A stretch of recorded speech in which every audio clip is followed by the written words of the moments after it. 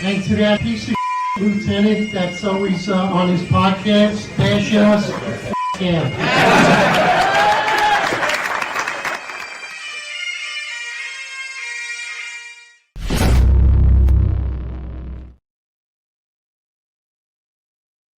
668.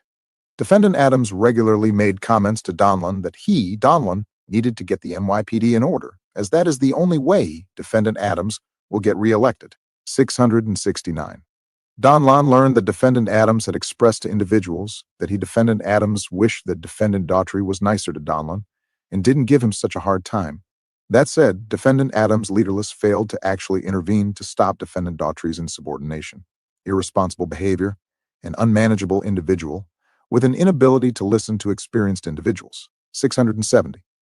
Defendant Adams's lack of action, lack of respect for Donlon in front of others, at all times herein, condoned and acquiesced to the unlawful actions of the NYPD defendants herein. 671.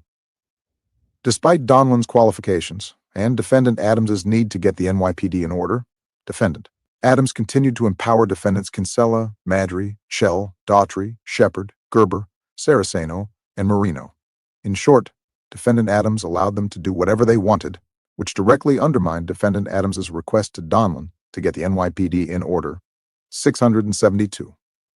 Upon information and belief, Donlon was further stripped of his authority as a result of his complaints about defendants Kinsella, Madry, Schell, Daughtry, Shepard, Gerber, Saraceno, and Marino to Defendant Adams. 673. The interactions described throughout this complaint underscored the ongoing pattern of internal maneuvering and information control within NYPD leadership. P. Actual police work and public safety is a secondary concern for the defendants. 674. Defendants Shepard and Saraceno and other NYPD employees, despite making no positive or relevant contribution operationally to the police, Commissioner's Office or the NYPD, continued to be positioned strategically within the Police Commissioner's Office. 675. During 3 separate Executive Monday meetings, Donlon addressed the importance of the Violent Gang and Terrorism Organization database, developed by FBI headquarters in 1995. 676. At the time of its creation, Donlon was permanently assigned to the Violent Crime Section Safe Streets Unit, where he played a role in its implementation alongside the Counterterrorism Section and the Terrorism Screening Center at FBI HQ. 677. VGTOF serves as a critical national database that tracks known and wanted terrorism and gang members, documenting their affiliations and case types. Individuals entered into this system must meet specific criteria for inclusion.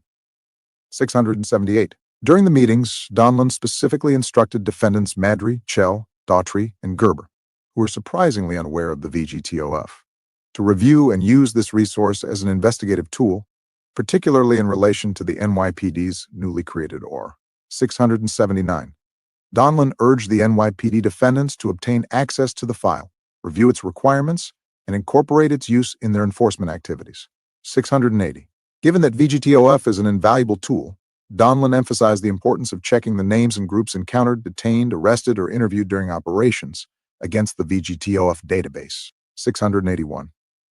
Despite these discussions, Donlon was surprised to learn that defendants Madry, Schell, Daughtry, and Gerber had not engaged with the VGTOF file.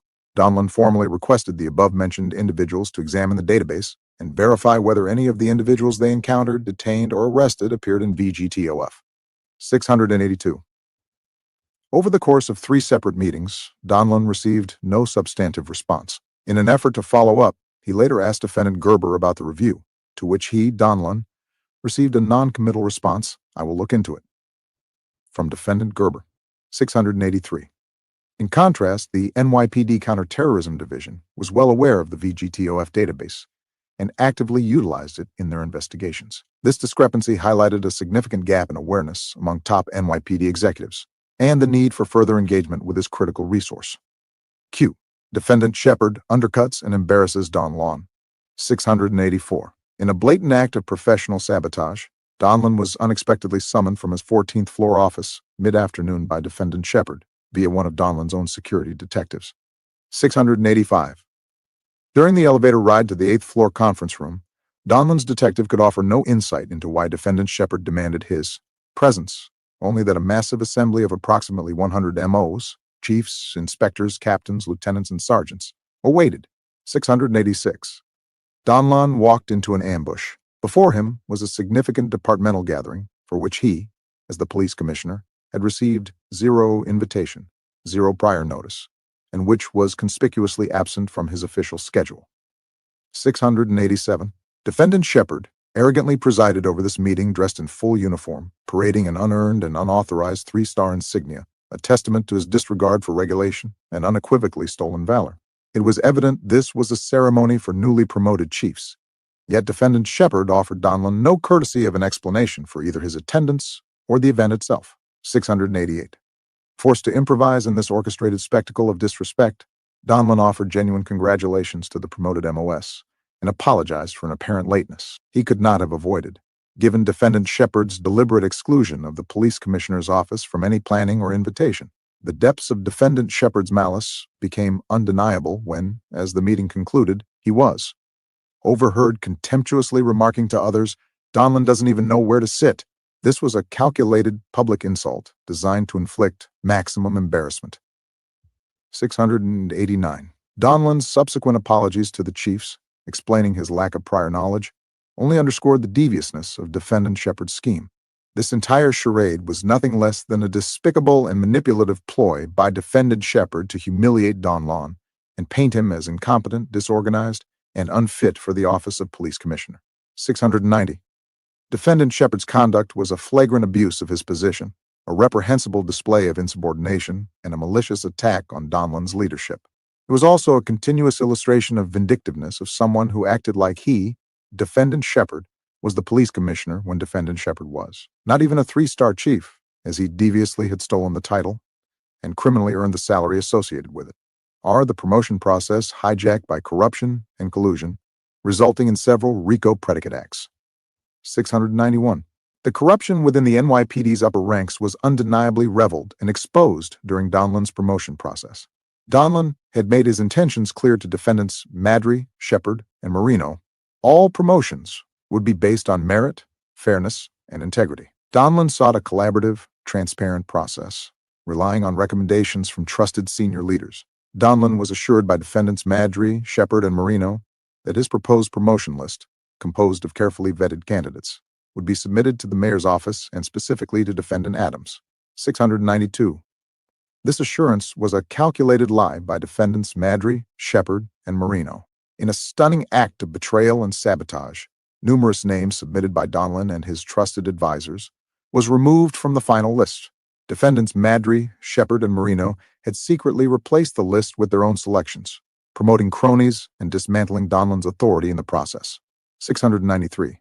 These illegal acts likely constitute honest services fraud as well as mail and wire fraud. 694. The next round of promotions descended into open defiance. After Donlon finalized the list in coordination with defendants Madry and Marino, he witnessed defendants Shepard and Marino, who had no formal role in the promotion process, emerge from a private meeting on the 14th floor. When confronted, defendant Shepard brazenly told Donlon he had finished the promotion list and submitted it, then indignantly walked away from Donlon. Donlon asked defendants Shepard and Marino for a copy which he never received. 695. Under a mayor with integrity and leadership, Donlon would never have had to tolerate the NYPD defendants' behavior. The appropriate response would have been to terminate those individuals and restore proper chain of command. 696. While Donlon could have chosen to resign in frustration, that was the outcome the defendants were hoping for. Instead, he remained committed to improving the NYPD and supporting the rank and file, especially the department's future leaders. 697. Donlon immediately reported defendant Shepard's insubordination to both defendants Adams and Madry. He demanded a copy of the revised list from defendant Marino, who refused and walked away, signaling the protection he enjoyed from the collective NYPD defendants. Defendant Madry merely offered vague promises to look into it, which was nothing more than a stalling tactic used repeatedly to shield misconduct. 698. Defendant Madry, a clear protector of defendant Shepard, says to Donlon, "Oh, now you are going to blame defendant Shepard again, as forgery, fraud, and the theft of command authority." 699. Defendant Saraceno, who worked in defendant Madry's office, was also one of Madry's acolytes. 700. In his role as interim police commissioner, Donlon attempted to execute legitimate promotions within the NYPD on 3 separate occasions. 701. Defendant Madry and Shepard, with the help of Marino, deliberately removed Donlon's selected candidates from the promotion list and replaced them with their own hand-picked individuals. Marino was also aware of these changes and failed to advise Donlon during all 3 promotions when Donlon was. Police Commissioner Donlon also asked Madry, Shepard, and Marino to send Donlon the finalized list, but never received. Adams was fully aware of this action but did absolutely nothing to rectify these criminal acts. 702. These individuals were never selected, vetted, or approved by Donlon. 703. This unauthorized interference directly violated the New York City Charter and Administrative Code, both of which solely vest exclusive authority to make NYPD promotions to the police commissioner. 704. To complete the deception, defendant Shepard forged the revised lists by unlawfully using Donlon's signature stamp without his knowledge or consent. It should be noted, Donlon personally observed the promotion memo with his signature stamp on the memo, signifying that Shepard was prompted to a 3-star chief. 705. Defendant Shepard's actions constituted multiple crimes, including forgery, falsifying business records, grand larceny, and official misconduct. T. Retaliation and conspiracy to silence a whistleblower. 706. Donlon's internal objections to defendant Shepard's criminal conduct were met with a conspiracy to force him, Donlon, out of the NYPD. 707. Defendants Kinsella, Madry, Schell, Daughtry, Shepard, Gerber, Saraceno, and Marino coordinated a retaliatory campaign to cover up their misconduct and protect their criminal enterprise. 708. The fraudulent promotions were never rescinded. As a result, the city continues to pay inflated salaries, benefits, and pensions to unlawfully promoted officers, despite knowing those promotions were never authorized by the police commissioner. 709. This ongoing fraud has cost the city hundreds of thousands, if not millions, in misappropriated public funds. Defendant Adams refuses to act, further undermines Donlon. 710. Donlon informed defendant Adams directly about defendant Shepard's felonious conduct, including the forgery of his signature stamp. 711. These disclosures involved criminal conduct and matters of public concern, far beyond the scope of Donlon's ordinary job duties. 712. Defendant Adams refused to take any corrective action. 713. Instead, defendant Adams further isolated Donlon, allowing defendant Shepard's insubordination to escalate unchecked. 714. Defendant Shepard ignored lawful orders, including refusing to attend weekly meetings of 2-star and 3-star chiefs. 715. Donlon was stripped of any power to discipline him. 716. Defendants Madry, Schell, and Daughtry, each embittered by being passed over for the role of police commissioner, aligned themselves with defendant Shepard in a coordinated effort to target Donlon. 717. Their resentment was widely known throughout the NYPD and fueled their coordinated effort to sabotage Donlon's tenure. 718. Their actions were not isolated acts of retaliation, but calculated moves designed to further their criminal enterprise from within the NYPD's highest ranks. 719. Defendant Shepard became the principal face of this contempt, repeatedly undermining Donlon with impunity, secure in the knowledge that defendant Adams would protect him. Fifth, a toxic environment engineered by defendant Adams. 720. Defendant Shepard's misconduct included refusing to respond to Donlon's communications, ignoring directives, and engaging in flagrant disrespect. 721.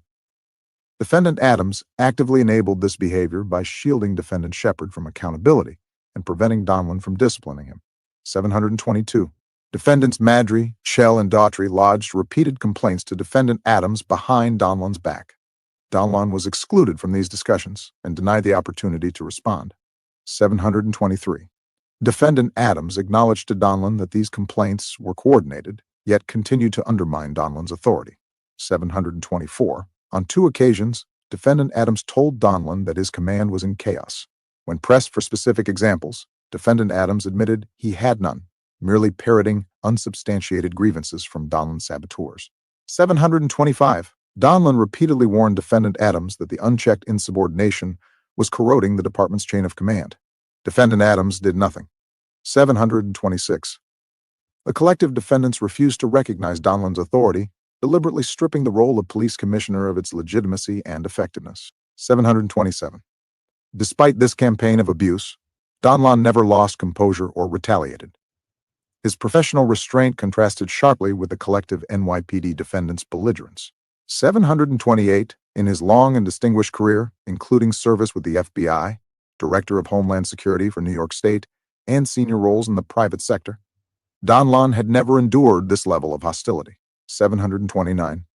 The deliberate and coordinated misconduct by defendants, coupled with defendant Adams's silence, created a toxic and intolerable workplace. 730. Sources confirmed to Donlon that defendant Adams was aware of the criminal conduct and corruption but chose to do nothing, telling Donlon he would make good on promotions later, an implicit admission of his complicity. 731. Ultimately, the same officials defendant Adams protected, including defendant Shepard, turned on him. Defendant Shepard reportedly aligned with the Cuomo campaign, seeking to become police commissioner himself. 732. Donlon's experience illustrates the cost of speaking out against a corrupt political machine, a system built on loyalty to power, not the law or the public. NYPD leadership acts to shield compromised personnel and obstruct federal corruption. A. Defendant Gerber's pattern of deception, retaliation, and hostility to collaboration with federal agencies. 733. Defendant Gerber's actions throughout Donlon's tenure as interim police commissioner revealed a deeply rooted pattern of contempt, deception, and subversion. Donlon was quite surprised and dumbfounded that defendant Gerber, a former U.S. federal assistant United States attorney, had no interest or desire to authorize a small number of U.S. federal law enforcement agencies, such as U.S. Marshal Service, U.S. Alcohol, Tobacco and Firearms, FBI, DEA, etc., to work in conjunction and support the NYPD in their efforts on this major initiative called Operation Restore Roosevelt. Donlon clearly and concisely stated his opinion and reasoning why the federal agencies should be involved with OR and fully support the NYPD. This was explained on a few occasions at the Monday morning executive meeting attended by defendants Kinsella, Madry, Chell, Daughtry, Shepard, and Gerber. Twofold reasons: NYPD would provide the names or any other identifying information on the offenders to the above respective federal agencies, who in turn would check their criminal terrorism databases to determine if the offenders were wanted by one of the above federal agencies or perhaps another federal agency. It would then be determined in consultation and in conjunction with the NYPD the next logical course of action, which will benefit the residents in the vicinity of this major OR initiative. If there are positive results of the federal checks, will the offenders be charged federally or by the NYPD for their respective offense? If jail prison time is warranted for the offender, a joint decision will be made by the respective federal agency and NYPD, examining what is the best avenue to pursue this matter for the benefit of the community. Will the person be charged federally or through the NYPD? One factor to consider would be jail prison time for offender. If the individual is sentenced by the federal agency M, the offender has to serve 85% of their sentence as opposed to the city. State court, where the sentencing of the most at is one of the major decisions, determine if the feed fast will be charged by the NYPD. Second reason was in who the defense has to serve 85% of the Senate. 735. City and state governments did not possess the same information as federal law enforcement, which would allow the NYPD to check criminal terrorism databases to determine if any of the individuals described or arrested by the NYPD, the sum of these individuals who have federal pending charges against them. 736. Additionally, chairing these decencies with federal violations and charges carry that through the record changes of these agencies, the NYPD Marshals Service, Alcohol, Tobacco, and Firearms Drug Enforcement Agency joining the OR Task Force. Defendant Gerber, being a former federal prosecutor, was Donlon added that the OR Task Force was served to go after equity of life matters and a host others to combat the quality of life issues at the Operation Rescue Roosevelt. 737. The NYPD Legal Division had absolutely no interest in allowing a number of federal law enforcement agencies, such as the U.S. Marshals Service, Alcohol, Tobacco, and Firearms, and other federal groups, with the want to worry the FARA law endpoint against FBI, U.S. Marshals Service, Alapoldo, Tobacco, and Firearms Drug Enforcement, and others, and having this willing federal ag bead in joining the OR Task Force. 738. Defendant Gerber, being a former federal prosecutor, surely hindered this OR initiative from being successful. It is shameful with his alleged experience. It would have immensely helped and protected the residents in the OR area who depend on the NYPD to keep them safe and secure. 739. His conduct was not merely unprofessional, but constituted a sustained effort to undermine the integrity of NYPD leadership and to obstruct Commissioner Donlon's attempts at reform and transparency. 740. Despite claiming he intended to clean house of officials affiliated with the prior administration, Defendant Gerber selectively shielded those who served his own and the defendant's political interests. 741.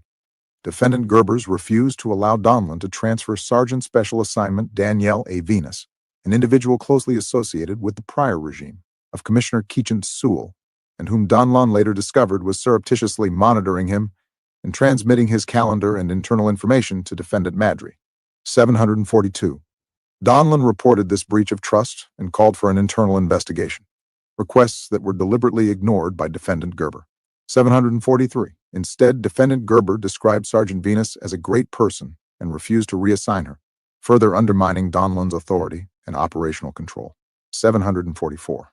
With Defendant Adams's blessing, Defendant Gerber even removed one of Donlon's most trusted colleagues from internal communications and banned him from the 14th floor. The 14th floor at One Police Plaza is exclusively the domain of the Office of the Police Commissioner. 745. Defendant Gerber's insubordination extended to his interactions with outside agencies. 746. Although he publicly supported the concept of interagency collaboration, in private defendant, Gerber repeatedly expressed disdain for federal authorities. 747.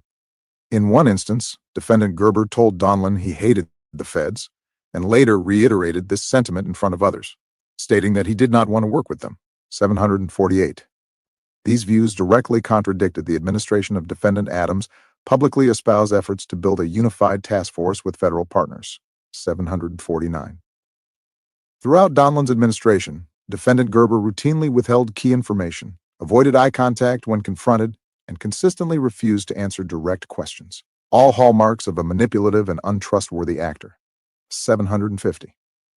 Defendant Gerber's behavior culminated in a stunning breach of protocol when he leaked confidential information about internal personnel changes to Defendant Adams, triggering a public reprimand in which Defendant Adams scolded Donlon, "You are to bring no one in." 751.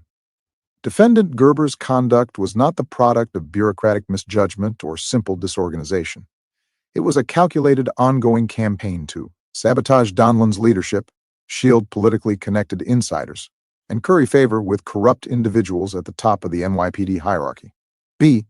Defendant Madry uses strategically placed spies, like Defendant Gerber, in the NYPD Legal Bureau to prevent Donlon from performing his job as police commissioner. 752. When Donlon arrived officially to the NYPD, he attempted to perform the duties of the police commissioner.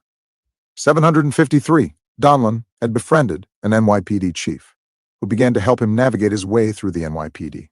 754. This NYPD chief is met with great resistance from Defendant Madry and the other NYPD defendants, due to, one can only surmise, their worry that Donlon will be able to effect reform of the police department in his role. 755. The NYPD chief who befriended Donlon is suddenly banned from going on the 14th floor of One Police Plaza and is labeled a bad influence on Donlon by Defendant Madry. 756. Plaintiff Donlon is informed by defendants Madry and Adams that the NYPD chief he befriended had little operations experience and should not be consulted on police matters, in an effort to discredit him. 757. Donlon found the NYPD chief to be highly competent, intelligent, and he communicated extremely well with everyone in the department. 758. Prior to the NYPD chief being banned from the 14th floor, Donlon allowed him, and only him, access to his emails to assist him in his work as police commissioner. 759. The NYPD chief was the only person that Donlon could trust within the NYPD. 760. Due to the overwhelming amount of emails the police commissioner receives, several assistants and staff had access to Donlon's emails. 761. Defendant Madry controls several of the NYPD employees who had access to Donlon's schedule. 762. When Donlon learned that Defendant Madry, or his subordinates, removed this NYPD chief from his schedule and banned him from the 14th floor, Donlon had a heated discussion with Defendant Madry. 763. During the discussion, Donlon explained that the NYPD chief had far more experience than the people defendants Madry and Adams were championing. 764. Defendant Madry responded to Donlon that the NYPD chief is not good for you. 765. Donlon responded by saying, "I will be the judge of that." 766. The heated discussion then touched on the interference of Donlon's schedule and calendar. 767. Following the discussion, Defendant Madry continues to unlawfully interfere with Donlon's business as the police commissioner. 768.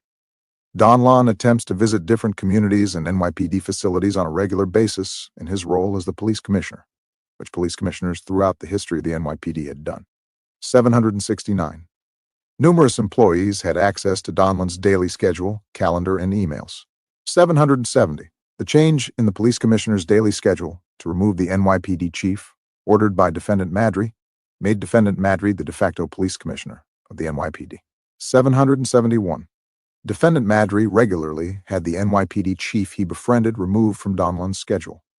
772. When the NYPD chief is banned from the 14th floor, Defendant Madry also removes his access to Donlon's emails without permission.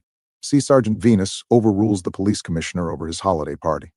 773. Around this time, Donlon is in the process of planning the police commissioner's Christmas party, which is a small party for select guests. 774. Donlon's Christmas party was being sponsored by Susan Birnbaum, CEO of the NYPD Police Foundation, and contacted Donlon as to why the invitations had not yet been sent out. 775. The invitations for the event were subsequently created, approved, and ready for distribution. 776. The invitations were supposed to be disseminated 2 weeks prior, but they had not yet been sent out. 777. Donlon informed Mrs. Birnbaum he had instructed his staff to send the invitations 2 weeks prior to Donlon's conversation with Birnbaum. 778. Donlon immediately inquired with his staff as to the status of the delinquent invitations. 779. A visibly nervous staff member then responded to Donlon, hesitantly explaining that Venus had ordered that the invitations not be mailed until she gave further direction. 780. Donlon subsequently confronted Venus, who claims that she gave the order because the invitations were going out too early and needed to be distributed closer to the party date. Donlon told Venus that the commissioner holiday party in the past have always been disseminated months prior. Donlon advised this is the case with most holiday events. 781. Donlon asked Venus as to why she did not consult with him prior to making the decision. Venus provides no explanation. 782. Donlon continues to press Venus as to who authorized her orders. 783. While Venus continuously states that she made the decision on her own, it was clear to Donlon that she was lying. 784. Donlon further states that he checked the date where past police commissioners mailed their party invitations and found it was the same time as his invitations were supposed to be mailed. 785. Venus again has no answer. 786.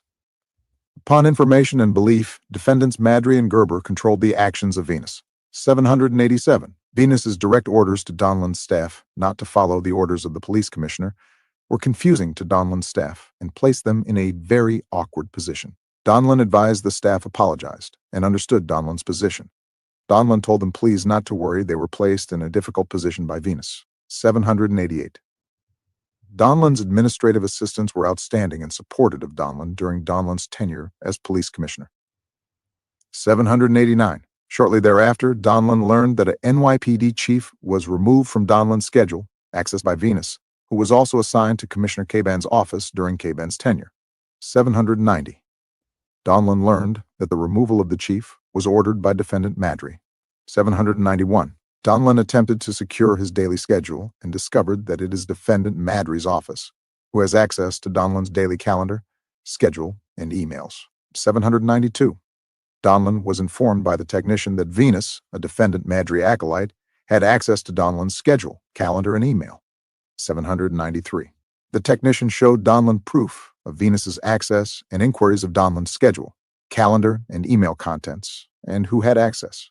Donlon was also provided the email reflecting this information from Venus's possession. 794. Donlon also learned that Venus was also responsible for controlling access to the schedules, calendar, and emails of former Commissioner Caban and Chief of Staff Raul Pintos. Venus played a vital role in the administration of Commissioner Caban's office. But, as stated above, Gerber stated Venus was not compromised and her phone was not seized or dumped by law enforcement authorities. As mentioned before, Gerber said Venus is good people and can be trusted and should remain with Donlon's administration. 795. Donlon confronts Defendant Madry about altering his schedule without permission and removing the chief from receiving Donlon's schedule, calendar, emails. Additionally, Madry per Venus also advised that Madry had direct access to Donlon's emails. However, Madry did not inform Donlon that Madry had access to Donlon's emails, but Venus confirmed that Madry did in fact have access to Donlon's emails. Donlon was not surprised, as Madry and the defendants have a history lying, cheating, and stealing, and involved in scandals. Amazingly, they all have trouble being honest and forthright. Straightforward. 796. Defendant Madry admits to Donlon, after a lively conversation with Madry, he was able, through Venus, to view Donlon's schedule, calendar, and email access which he received from Venus. 797. Donlon was unaware that defendant Madry had direct access to his schedule, calendar, and emails until this revelation. The full extent of Madry and the defendant's interference with Donlon's schedule, calendar, and email access was unknown at this time. Donlon mentioned to the IT individual, who was extremely honest and understood the violation of Donlon's privacy. D. Defendant Madry alters Donlon's schedule without permission. 798. Defendant Madry advised Donlon he removed the chief from his schedule, calendar, and email access, as Madry advised the chief is not helpful to Donlon. 799. Donlon told defendant Madry the person who was removed is not defendant Madry's concern, and Donlon's main worry was related to defendant Madry's unlawful actions and the actions of the defendants. 800. Donlon further informed defendant Madry that the NYPD executives he, defendant Madry, removed from Donlon's schedule has more integrity, honesty, and police experience than defendants Madry, Chell, Daughtry, and Shepard combined. When Donlon learns of the widespread corruption and interference with his calendar, he went to the NYPD Information and Technology Bureau to speak with a technician. 801. Donlon then stated that he does not want defendants Madry, Chell, Daughtry, and Shepard having continued access to his schedule and email. 802. To Donlon, it was clear that Sergeant Venus was beholden to defendant Madry, who felt comfortable enough, due to her protection from the chief of department, defendant Madry, to remove a one-star chief meeting from Donlon's schedule without fear of discipline. E. IT technician in Donlon's office exposes Venus and defendant Madry. 803. When the ITB technician left Donlon's office, Donlon witnessed Venus scrambling, running from her desk to the ITB technician's desk. 804. Donlon subsequently asked the technician what Venus wanted, and was informed that she wanted to know what the technician and Donlon had discussed in their private meeting. 805. The technician advised Donlon that Venus instructed him to contact her whenever Donlon instructs him regarding any tasking. 806. Venus was one of the few individuals allowed to remain in the police commissioner's office following the termination of Commissioner Caban. 807. Defendant Gerber advised Donlon to get rid of several people, but advised Donlon to retain Venus. Unknown to Donlon at the time, Venus was an acolyte of defendant Madry, whose sole purpose was to inform defendant Madry of Donlon's every move. Coupled with Saraceno, who Donlon observed them both often speaking. 808. It was learned by Donlon that Venus repeatedly questioned the ITB technician, who informed Donlon of the many people who had access to his schedule, calendar, and emails. 809. Donlon confronts Venus in his office, who admits to questioning the ITB technician about Donlon. Venus advised that she spoke to the technician to simply assist him with, and any taskings requested by Donlon. 810. Donlon further asked Venus if there were other occasions Venus spoke to the technician concerning taskings requested by Donlon. 811. Venus became rather emotional and denied she decided to assist Donlon in any manner, and had no nefarious reasons to work with the technician to help Donlon. Donlon told Venus he did not believe her, and she had to be directed by someone. 812. Venus began crying and denied any wrongdoing, and advised Donlon she was upset that she could be disciplined, and was upset that Donlon didn't believe her. Due to Venus' continued emotional state and crying, Donlon discontinued the interview. Venus departed Donlon's office and proceeded to a room in the lobby of 1 PP. Still L, emotionally upset and crying, while telling Moa she is upset because the commissioner doesn't believe me. Donlon advised the last time she had any contact with Venus was in Donlon's office. Additionally, Venus never returned Donlon's calls and retired within a week. F, former Chief of Staff, Raul Pintos, also uses Venus to gather information on Donlon. 813. Donlon was advised that Venus was seen meeting with Raul Pintos, Caban's Chief of Staff, inside his NYPD vehicle parked inside the lower basement at NYPD headquarters parking garage of 1 Police Plaza on multiple occasions. 814. Following knowledge of these meetings, Donlon confronted Venus about the purpose of these clandestine meetings with Pintos. 815. Venus tells Donlon that they are just friends, and she reported to him in her previous role. 816. That said, Donlon was and is of the belief that Pintos was gathering information regarding Donlon, for just whom is unknown. G. Exposing defendants Madry and Saraceno. 817. Defendant Saraceno was assigned to Donlon's office by Defendant Madry. At the time of Defendant Saraceno's assignment to Donlon's office, Donlon was told by Defendant Madry about the expert and unique qualifications and record of Defendant Saraceno. 818. However, from a review of Defendant Saraceno's records by Donlon, it was documented that Defendant Saraceno had retired approximately 1 year prior due to a scandal in which Defendant Saraceno was found to have falsified his time and attendance records and misconduct. Defendant Saraceno was eligible to retire at the time and did so. He retired with the rank of inspector. 819. Within 1 year of Defendant Saraceno's retirement, Defendant Madry welcomed Defendant Saraceno back to the NYPD as an inspector assigned to Defendant Madry's office. 820.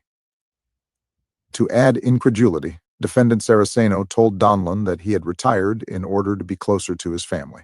It defies logic that Defendant Saraceno could openly provide false statements to Donlon, knowing Donlon's ability to verify the information. 821. On 2 separate occasions, Donlon deliberately gave Defendant Saraceno inaccurate information to test whether Saraceno could be trusted. 822. On both occasions, the inaccurate information came back to Donlon through Defendant Madry, confirming Donlon's suspicions about Defendant Saraceno. 824. In conversations with Defendant Saraceno and Donlon, Defendant Saraceno openly praised Defendant Madry, stating that he never encountered a more ethical, honest, and dedicated NYPD member, and stating how much respect he had for him. 825. Defendant Saraceno repeatedly tried to solicit Donlon's opinion of Defendant Madry, which suggested to Donlon that Defendant Saraceno had an ulterior motive. 826. Defendant Saraceno also tried to solicit information from Donlon about Defendants Chell, Daughtry, Shepard, and even Defendant Adams. 827. Donlon declined to share his opinion, but specifically mentions that he noticed Defendants Chell, Daughtry, and Shepard had an aversion to working with federal law enforcement agencies on Roosevelt Avenue. 828. Donlon attempted to discuss with Defendant Saraceno how the FBI could be brought into the task force and was met with silence.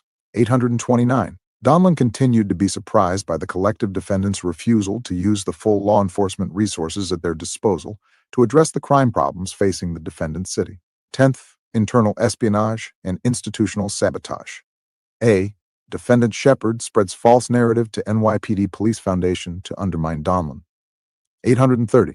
On or about October 10, 2024, Defendant Shepard called Susan Birnbaum, the president and chief executive officer of the NYPD Police Foundation, to inform her that Donlon would be terminated that coming Friday, October 11th. 831. Upon information and belief, Defendant Shepard did this to further undermine Donlon's authority in NYPD and in law enforcement circles. 832. On October 10, 2024, WPIX 11 News reported that Donlon is likely to resign. 833. At this time, Defendant Shepard led the NYPD's Public Information Office, which works closely with the press. 834. Upon information and belief, the rumor that Donlon would be relieved of his duties as police commissioner, which was published by WPIX 11 News, came from Defendant Shepard in retaliation against Donlon for his complaints and protected speech. 835. The termination did not happen, as Defendant Shepard had falsely spread. Donlon learned of Shepard's conversation with Mrs. Birnbaum during the week of October 14, 2024, when Donlon met with Mrs. Birnbaum. B. Donlon's conversation with and warnings from Chief Pintos. 836. Thereafter, in October, prior to his last day, the former Chief of Staff for Commissioner Edward Cabin, Raul Pintos, met with Donlon. 837. In the meeting, Pintos tells Donlon that he wished he knew him better and heard about and witnessed several targeted attacks against him. 838. Pintos warned Donlon in the meeting he was surrounded by bad people who wished Donlon harm who were actively trying to undermine him. 839. Donlon thanks Pintos, who was very pleasant and friendly, for his honesty and warning him about the conspiracy of the collective defendants to harm him. See WPIX interview organized by Defendant Shepard. 840. On October 28, 2024, Donlon was led into a WPIX 11 tabletop conversation with Defendants Chell, Daughtry, and Shepard, and Donlon, which had been organized by Defendant Shepard. 841. Donlon was very hesitant to participate in this roundtable discussion, as it was orchestrated by Defendant Shepard, who was very close with the female television host. 842. It was also obvious to Donlon that Defendant Shepard had something in his mind for this roundtable discussion. At first, Donlon told Defendant Shepard that he didn't want to participate, and Defendant Shepard became stressed and rather angry. Donlon, at first, was hesitant to partake in the discussion, but finally agreed, as he was repeatedly told by Defendant Adams to work with these guys in reference to the defendants Madry, Chell, Daughtry, and Shepard. 843. Defendant Shepard stated that Defendant Adams is aware of this roundtable discussion and would not be happy if Donlon didn't participate, along with the MOS. Defendant Shepard said it is important for Donlon to partake in these discussions and participate as a team. Before the roundtable discussion, Defendant Shepard escorted Donlon over to the reporter, at which time the reporter and Defendant Shepard wanted Donlon to first submit to a one-on-one interview before the roundtable discussion. 844. Donlon looked at both of them and asked why he wasn't advised of this previously, and received no answer from either the reporter or Defendant Shepard. Obviously, this was a setup by Defendant Shepard and the reporter, and they truly believed that Donlon wasn't aware of their sneaky, dishonest, childish, and amateurish stunt. Donlon agreed to the one-on-one interview and sat down with the reporter, with Defendant Shepard standing by the side, listening attentively to the questions and, of course, Donlon's answers. 845. The first question in the interview was about the search of Donlon's home by the FBI, which was a question that Donlon found too obvious and unusual for an NYPD-initiated press interview. The reporter asked Donlon if he can perform his official duties as police commissioner, and how will this affect his daily duties and responsibilities. Donlon answered the question and said he is entirely focused being the police commissioner, and the above search will not affect his position. Donlon further stated that the documents were 20 to 30 years old, and related mainly to cases Donlon was involved with during his career. 846. Donlon further stated he is not at liberty to discuss an ongoing FBI investigation. Surprisingly, the reporter excused herself and went directly to speak with Defendant Shepard. After a few minutes after her private discussion with Defendant Shepard, she continued the interview. Surprisingly, the reporter asked Donlon basically the same question again, and Donlon provided her with the same answer.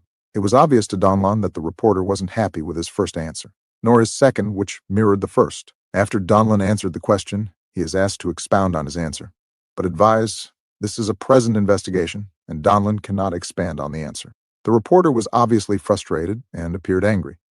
849. Donlon also, at this time, thought about Defendant Shepard's overall behavior towards him and how he could resort to any means to force Donlon to resign or be fired. 850. It should be noted, Defendant Shepard was in his NYPD white shirt uniform, fraudulently wearing the third star on his uniform collar during the Pix 11 interview. D. Defendant Shepard's devious insubordination of Donlon. 851. To Donlon, it was pathetic to watch Defendant Shepard constantly engage in devious behavior in order to attempt to undermine him as police commissioner. 852.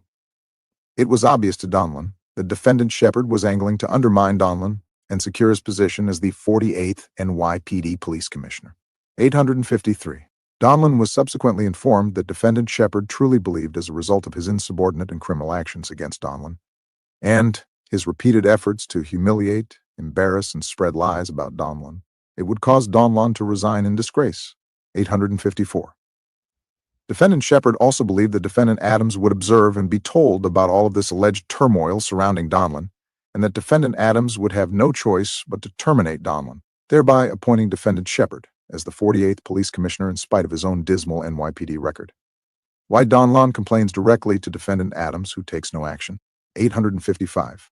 Donlon thereafter spoke with Defendant Adams over what he viewed as repeated insubordination, if not sabotage, of his work and the operations of the NYPD.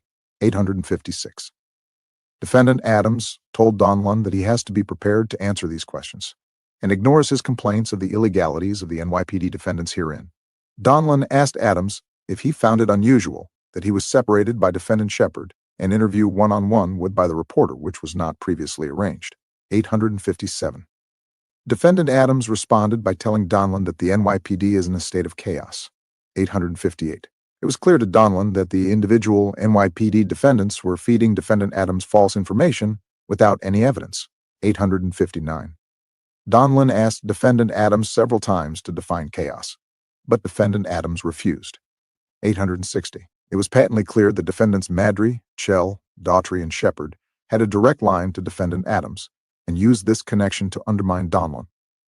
In reality, the chaos within the NYPD is a direct result of Defendant Adams's corrupt appointments, promotion of unqualified personnel, and tolerance for misconduct at the highest levels, factors that systematically undermined institutional stability and threatened the safety and security of inhabitants and visitors to New York City.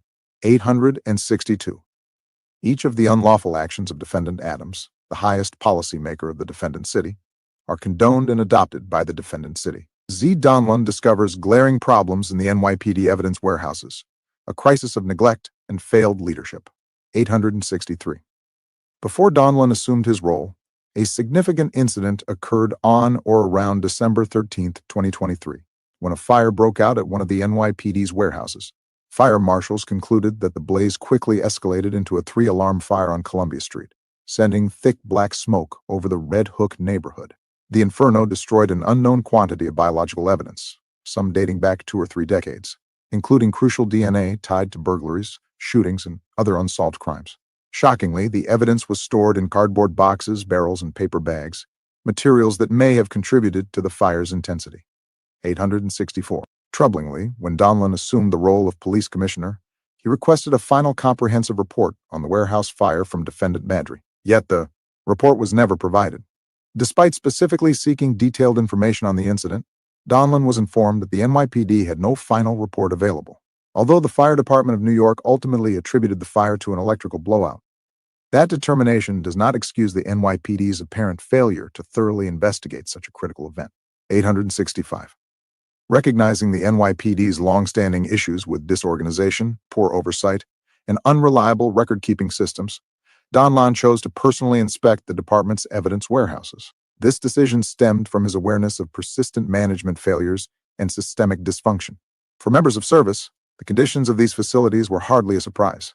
They had long been aware, at least in part, of the inadequate and often chaotic environments where critical investigative evidence was stored. Shockingly, none of these warehouses had ever been visited NYPD senior leadership, despite their responsibility for overseeing warehouse operations. Donlon's visit marked a rare and necessary effort to confront an issue that had been neglected for far too long. 866. This alarming incident, coupled with reports of systemic disrepair, compelled Donlon to personally inspect NYPD warehouse facilities, an action he was told no police commissioner or high-ranking chief had ever undertaken. Donlon's findings were appalling. At the Erie Basin warehouse, Donlon discovered decades of evidence, vital to countless cases, haphazardly piled in cardboard boxes and paper barrels, devoid of proper labeling, fireproof storage, or any systematic categorization. Aisles were unmarked, logs non-existent.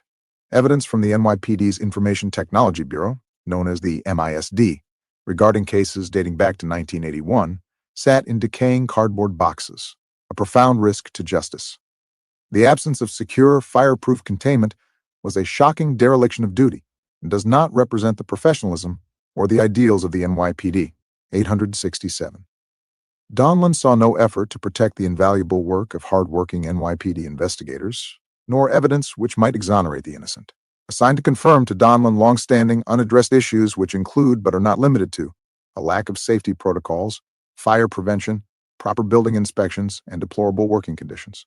Hazardous materials, including drugs, tobacco, other substances, and contraband, were stored with dubious assurances and no verifiable documentation, endangering our personnel and again severely diminishing the administration of justice. Donlon was told that the air quality in the warehouse was monitored, and there were no issues. 868. Donlon also found, which was known throughout the NYPD for years, that the warehouses were a literal dumping ground for MOS, for the most part, who were being disciplined or punished in some way. This is a practice that has unfortunately gone on for many years.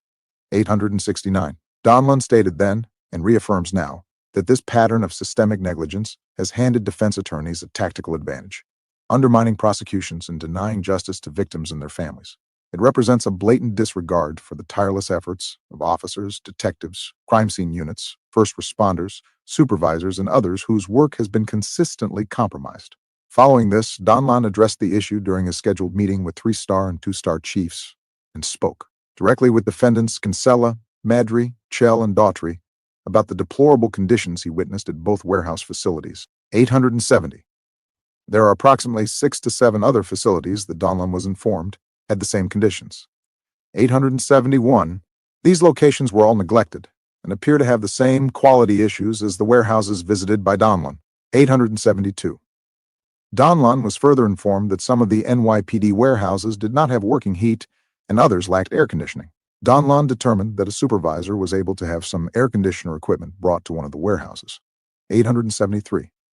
Following Donlon's inspections, Donlon demanded immediate action from NYPD leadership and the NYPD defendants to rectify these critical failures. 874. Donlon was informed that defendant Madry was aware of his visits and was reportedly livid, not only about the inspections themselves, but also the exposure of a long-standing, well-known problem. Donlon was further told that Madry promptly discussed the matter with Adams, who was likewise said to be upset. Although Adams professes to be an honorable, responsible, and compassionate leader, he made no effort to speak with Donlon directly, an action that would have been both appropriate and expected under the circumstances. In reality, Donlon never anticipated any meaningful engagement from Adams regarding the issue. 875. Yet, neither he, defendant Kinsella, Madry, Chell, or Daughtry addressed Donlon about his findings or initiated any meaningful reform. 876. This silence and inaction are proof of ongoing incompetence, apathy, and a profound leadership crisis within the NYPD. 7. Key revelations from Donlon's 2 warehouse inspections included no verifiable link between physical evidence and active cases, no functional tracking system to locate evidence for NYPD or prosecutors, evidence scattered, exposed, and inconsistently marked, violating all protocols, disorganized storage that directly benefits defense challenges to evidence integrity, questions about the functioning fire suppression system. 877. Donlon asked direct questions such as, why is the evidence not maintained in metal containers? And what system was used to organize the evidence? 878. Donlon received no answers to his inquiries, only silence from the NYPD personnel assigned to the warehouses. He came to the realization that it was the upper leadership, defendants Adams, Madry, Chell, and Daughtry, who were all fully aware of the deplorable situation that had persisted for over a decade. This horrific and embarrassing mess demanded immediate attention, yet those at the highest levels failed to act. Donlon asserted that there is a complete absence of leadership within the NYPD's top ranks, including defendant Adams himself. 879. While a supervisor at a subsequent event later claimed some minor improvements, such as acquiring a few metal containers, the vast majority of evidence remained vulnerable. 880. The scale of necessary reforms is massive and absolutely essential. 881. Donlon was primarily concerned about a fundamental breakdown in the chain of custody, a direct threat to successful prosecutions, and a blatant disregard for decades of investigative work, rather than simply reorganizing the evidence warehouses. 882. It is disgraceful that all of the painstaking hours, days, weeks, months, and years on an investigation would be squandered due to the deplorable conditions in which evidence is maintained. 883. Donlon expressed this and there was no response or follow-up. Donlon said, if you really cared and respected all the hard work committed by these officers, defensive bosses, you would all look to examine the matter for the in you would. Defendants Kinsella, Madry, Chell, and Daughtry, the NYPD chief of operations, had absolutely nothing to say. Defendant Madry did say he would look into this matter. 884. Unfortunately, Donlon was replaced shortly thereafter and was unable to visit the approximate 6 other warehouses with the same reported conditions. Donlon had the opportunity to speak with personnel at these warehouses and confirm these irreparable and deplorable conditions. 885. Donlon was shocked by the lack of concern by the individual NYPD defendants following his discovery. 886. Contrarily and incredulously, Donlon learned that the individual defendants were angry that he visited the warehouses. 887. Without immediate sweeping corrective measures, this system will continue to fail victims, embolden criminals, and betray the trust placed in the NYPD. AA, Madison Square Rally, NYC, for presidential candidate President Donald J. Trump. 888. On October 24, 2024, then presidential candidate President Donald J. Trump held a rally inside Madison Square Garden, New York City. The rally was widely reported by media outlets as there were significant concerns about potential issues with protesters and/or other disruptions. 889. For that reason, it's always standard procedures, protocol, and policy that the NYPD provided police protection at this event and other similar major events taking place throughout the NYC area. Additionally, at these major events, NYPD cooperation and liaison with federal and state law enforcement and intelligence agencies at these events are outstanding. The NYPD needed to be represented at the event for liaison purposes, or if any unforeseen criminal, civil, or terrorist issues occur. 890. Prior to arriving at this event, Donlon was fully aware not to meet or engage directly with President Donald Trump or with his security detail. Within NYPD circles, it was widely understood that Defendant Adams was not supportive of President Donald Trump or his policies, opinions, and didn't want the NYPD MOS to make any contact or speak with President Trump or the President's administration. 891. At the event, Donlon met with roughly 10 NYPD units, including ESU, Bomb Squad, Intelligence, and Counterterrorism, to provide support and gather updates. 892. He thanked them for their service, a standard practice consistent with his prior appearances at events like the UN General Assembly. 893. Donlon arrived at the event accompanied by Defendant Saraceno and a one-star chief. 894. Donlon, a consummate leader, was fully cognizant about the then-current situation involving Adams and went to the Trump rally at MSG. Donlon's intention was to meet with all the NYPD chiefs, inspectors, captain, etc., along with the numerous patrol officers assigned to the event and in the area. 895. However, in an event like this, the normal protocol would be to visit with the U.S. Secret Service and Trump security team, but that would not be proper historically. NYPD police commissioners had undertaken such actions at similar events, and Donlon had also beforehand. 896. Defendant Chell, in full uniform, attended the rally and was interviewed by Newsmax Media about the rally, and Defendant Adams didn't provide any feedback or concerns with Defendant Chell. It is plainly clear that Defendant Chell did not and does not operate under the same set of rules as imposed on Donlon. 897. While at the rally, Donlon had suspected that Defendant Saraceno was monitoring his activities on behalf of Defendant Madry and/or any of the above NYPD defendants. The Trump rally incident removed any lingering doubt, as Defendant Saraceno proved his intentions on many occasions being a source for Defendants Madry and Adams. It was quite transparent that Defendant Madry, supported by Defendant Adams, had Defendant Saraceno monitored Donlon's activities. 898. There were also heads of various federal, state, and local law enforcement agencies in attendance. Actually, while police commissioner, Donlon received a call from the SAC ICE, who covers this region, who wanted to meet with Donlon. Due to Defendant Adams' disdain and displeasure with ICE policies, he did not meet with ICE, even for an initial meet and greet. 899. Donlon was at the event for a total of 1 hour. 900. Upon information and belief, Defendants Madry and Saraceno informed Defendant Adams that Donlon went to the event. 901. While at the event, Donlon received a text message from Defendant Adams, who questioned Donlon's presence at the event. 902. Defendant Adams specifically texted that it was not a smart decision going to the Trump rally tonight. 903. Defendant Adams then wrote that the unnamed NYPD MOS who advised Donlon to attend the rally acted poorly.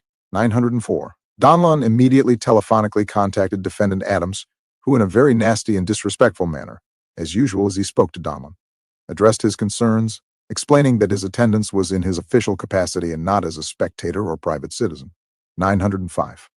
Donlon asked Defendant Adams why he objected to his attendance at the rally, but received no response. 906. Donlon clarified that he did not meet with Trump, his staff, or the Secret Service. To this day, Donlon does not understand why Adams was concerned about his presence. It was critical for the commissioner to attend, given the event's national importance and the history of threats against President Trump. 907. On the call, it was clear that Defendant Adams was upset that Donlon went to the Trump rally. Moreover, Defendant Adams expressed concern about the alleged presence of the wife of an NYPD MOS in a suite that Donlon had visited at MSG. Donlon asked Defendant Adams if there was a problem attending and fulfilling his duties and responsibilities attending such a major event. Ironically, Defendant Chell was front and center at the event being interviewed by Newsmax with Trump posters behind him. 908. Defendants Adams or Madry never mentioned a word about Defendant Chell's interview. Conversely, if Donlon gave the interview with Newsmax, he would have likely been terminated. 909. Donlon corrected Defendant Adams, stating that the person he referred to is not the wife of an NYPD MOS. 910. Defendant Adams acknowledged that he may have received bad information. Donlon replied, yes. 911. Donlon asked Defendant Adams why he objected to his attendance at the rally, but received no response. 912. Donlon clarified that he did not meet with Trump, his staff, or the Secret Service. To this day, Donlon does not understand why Adams was concerned about his presence. It was critical for the commissioner to attend, given the event's national importance and the history of threats against President Trump. 913. During the rally, Donlon was accompanied by Defendant Saraceno, who witnessed the conversation between the chief, Donlon, and the purported wife of an NYPD MOS. 914. Donlon later learned that it was Defendant Madry, sourced by Defendant Saraceno, who relayed this inaccurate information directly to Defendant Adams. BB. Defendant Shepard publicly makes terroristic threats at Donlon, which is covered up by the defendants. 915. On November 3, 2024, the New York City Marathon was held. 916. At the marathon, Defendant Shepard continued to wear the unearned third star on his collar. 917. At the finish line at the marathon, Donlon and Defendants Daughtry and Shepard had a photo opportunity with the NYPD Road Runners Club. 918. The only space available in the photo for Donlon was next to Defendant Shepard. 919. Donlon approached Defendant Shepard and politely asked him to move a bit so he could fit into the photo. 920. Defendant Shepard refused the request. 921. The photos were taken. 922. When the pictures had concluded, Defendant Shepard stepped back and suddenly began shouting loudly and aggressively that Donlon had grabbed his arm. 923. Defendant Shepard became irate over the inadvertent touch and began to berate Donlon in full view of the public and media. 924. Defendant Shepard, one of the highest-ranking sworn police officers in the NYPD, proceeded to yell at Donlon, stating, "I will fucking kill you." 925. As Defendant Shepard made this threat, he was lunging toward Donlon in an aggressive manner, appearing intent on initiating a physical confrontation. Defendant Shepard's physical actions towards Donlon constituted the crime of menacing because it placed Donlon, the interim police commissioner of the city of New York, in fear of physical injury. 926. Defendant Madry was forced to intervene at this point and physically restrained Defendant Shepard to prevent him from escalating to a full-blown assault against Donlon at the marathon. 927. Despite Defendant Shepard's criminal conduct, Donlon kept his composure and did not escalate the situation with the clearly emotionally disturbed Defendant Shepard. 928. Donlon instructed Defendant Shepard, his alleged subordinate, to calm down and stated, "Let's discuss this in private, away from the crowd." 929. Defendant Shepard again refused. 930. Donlon walked away from the scene. 931. Donlon's daughter was at the event and was terrified due to the criminal conduct of Defendant Shepard. 932. Donlon's daughter began to cry as a result of the actions of Defendant Shepard, who was frightened for the safety of her father, which continues to date. 933. Donlon was rightly irate over the insubordination, the criminally physical threat, and for being physically menaced in front of his daughter and the many other witnesses at this heavily attended public event. 934. As Donlon departed, he gave Defendant Madry a direct order to notify the NYPD's Internal Affairs Bureau about Defendant Shepard's criminal conduct and criminal threat against him. 935. However, per Defendant Adams, a mass email was sent to NYPD members of service, and the media notifying them the incident was an in-house event and disagreement between CO workers. 936. This was not what took place. 937. The repeated threats were witnessed by several high-ranking NYPD officers, including Defendants Madry and Daughtry, each of whom refused to take action or even report the incident to Internal Affairs Bureau, as required by NYPD rules and regulations. 938. The incident is also witnessed by several NYPD officers and private citizens who were shocked by the criminal acts they just witnessed. 939. The incident was then repeatedly lied about to protect all the defendants herein. 940. From this point forward, based on the violent outbursts of Defendant Shepard, both Donlon's daughter and wife are concerned for his safety.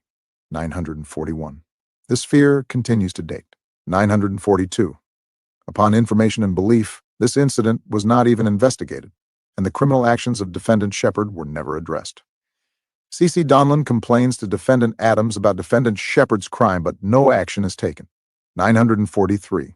On or about November 4, 2024, following the above-cited marathon incident, Donlon spoke directly with Defendant Adams at City Hall in Defendant Adams's office. 944.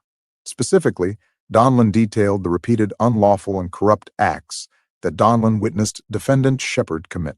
To wit, Donlon specifically spoke with Defendant Adams regarding the menacing incident at the marathon and the previously cited fraud when Defendant Shepard stole and unlawfully used the police commissioner's signature stamp. 945. Defendant Adams barely responded to Donlon's complaints and took no corrective action towards any of the NYPD defendants. 946. By repeatedly failing to correct the unlawful actions of the NYPD defendants herein, Defendant Adams knowingly deprived Donlon of his constitutional rights. 947. This conversation consisted of Donlon speaking not only as the interim police commissioner, but also as a private citizen to Defendant Adams about the corruption and alleged criminal behavior and action of the defendants City, Adams, Kinsella, Madry, Shell, Daughtry, Shepard, Gerber, Saraceno, and Marino. 948. This conversation, and the others Donlon had with Defendant Adams, are in fact in substance Donlon reporting crimes to Defendant Adams. 949. As a result of Donlon's meeting with Defendants Adams, a conference call is subsequently held between Defendants Adams, Shepard, and Donlon. 950. On the call, Defendant Shepard first stated, unprovoked, that no one had to hold me back during the argument. This is a clear lie. In Donlon's experience and interpretation, this unprovoked utterance, protest by Defendant Shepard, clearly indicates the lack of truthfulness of his statement. 951. Defendant Adams was clearly angry on the call about the marathon incident and told Donlon and Defendant Shepard that they need to patch up their disagreement as the election is near. 952. Defendant Adams stated on the call that they, indicating the press office of City Hall, will be drafting a statement to characterize the marathon incident as a simple disagreement. 953.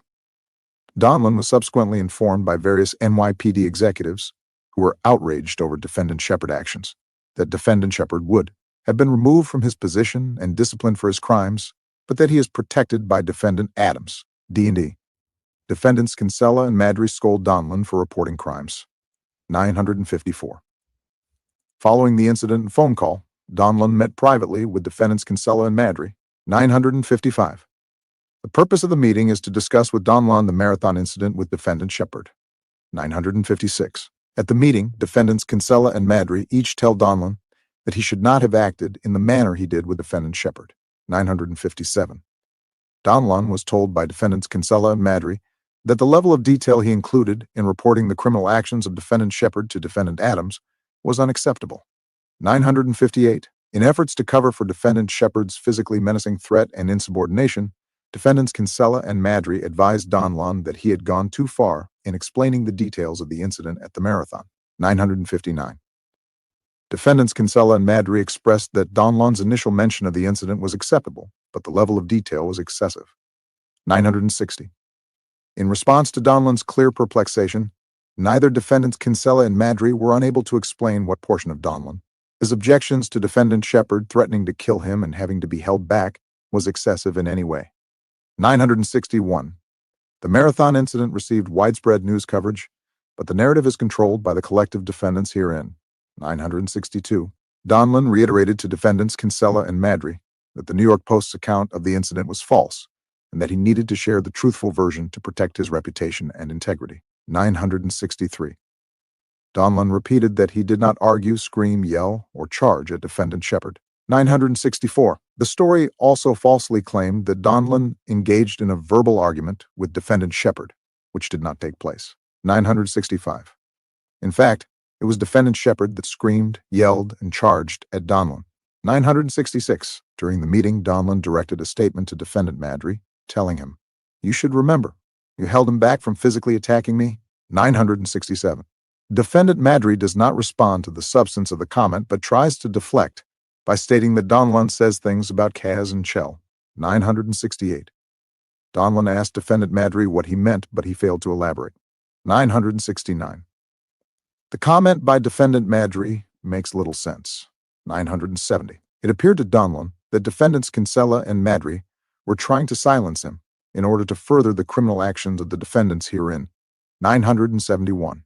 Under normal circumstances, Defendant Shepard would have been terminated for his unlawful misconduct. but under Defendant Adams, the unlawful. Misconduct of Defendant Shepard is willfully and purposely ignored, and no corrective actions were or would be taken. E.E. Donlon has his transfers rescinded, suffering further retaliation. 972.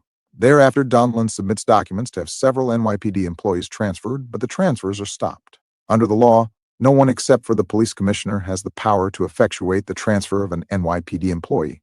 This is so even if the police commissioner is absent or unavailable due to disability, and one of her, his duly appointed deputy commissioners, temporarily assumes the duties of the police commissioner. 973. Donlon meticulously prepared and personally approved a critical transfer list for several NYPD employees. 974. Donlon believed the list was paramount to bolstering severely damaged officer morale and optimizing command efficacy. 975. Donlon transmitted the transfer list to the Chief of Personnel. 976. Donlon was then informed that the officially sanctioned transfer directive had been brazenly tampered with and illicitly subverted by Defendant Shepard. 977. The perpetrators of this egregious act were later identified as Defendant Shepard, acting in a highly irregular and unauthorized collaboration with Camille Joseph Varlak, who is Defendant Adams's former secretary and current deputy mayor of New York City for administration. 978. Varlak, leveraging her position to, with Defendant Adams, improperly empowered Defendant Shepard to usurp Donlon's authority. 979. Their conspiratorial actions directly resulted in the unlawful cessation of approximately 10 member of service transfers. 980. This was not merely an administrative error, but a calculated act of defiance constituting a flagrant and continuous act of insubordination against the explicit directives of the sitting interim police commissioner. 981.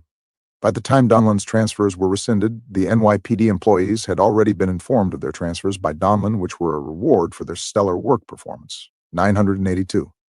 To those officers, and those who hoped that Donlon would have had real power to change the NYPD for the better, this was a devastating blow to morale. 983. The already suffering morale of the affected officers, and indeed the NYPD writ large, the collective defendants further decimated this arbitrary and disrespectful reversal and interference with the office of the police commissioner. 984. An NYPD chief advised Donlon that this unauthorized rescission of approved transfers precipitated major operational problems and turmoil across numerous NYPD commands. Officers who had, in good faith, begun transitioning to their new, police commissioner-approved assignments were abruptly and humiliatingly ordered back to their previous commands. This created an unconscionable level of embarrassment, unprofessionalism, and logistical havoc. 985. Donlon was advised by a wide range of NYPD personnel, both current and retired, that this reprehensible usurpation of a police commissioner's approved transfer directives was entirely unprecedented in the annals of the NYPD and marked a scandalous departure from established order and respect for the chain of command. 986.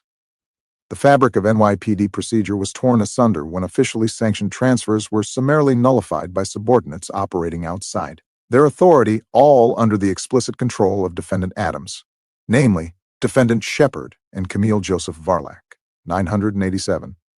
When Donlon confronted Defendant Madry about this malicious injustice and the clear undermining of his office by Defendant Shepard and Varlak, Defendant Madry stated that he would take care of it. 988. Defendant Madry's subsequent assurance to take care of this proved hollow, merely necessitating crisis management calls to individual commands to address the chaos created by Defendant Shepard and Varlak's insubordination and arrogant, malicious, capricious, and intervention. 989. The actions of Defendant Shepard, in collusion with Varlak, represent a direct and intolerable assault on the authority and office of the police commissioner. 990. This was a calculated act of insubordination, an abuse of position, and a deliberate undermining of the chain of command, abetted by external political interference, which cannot be tolerated. 991. The damage inflicted upon NYPD morale, operational stability, and the integrity of the Commissioner's office demands immediate and thorough investigation and appropriate disciplinary action against all culpable parties. 992.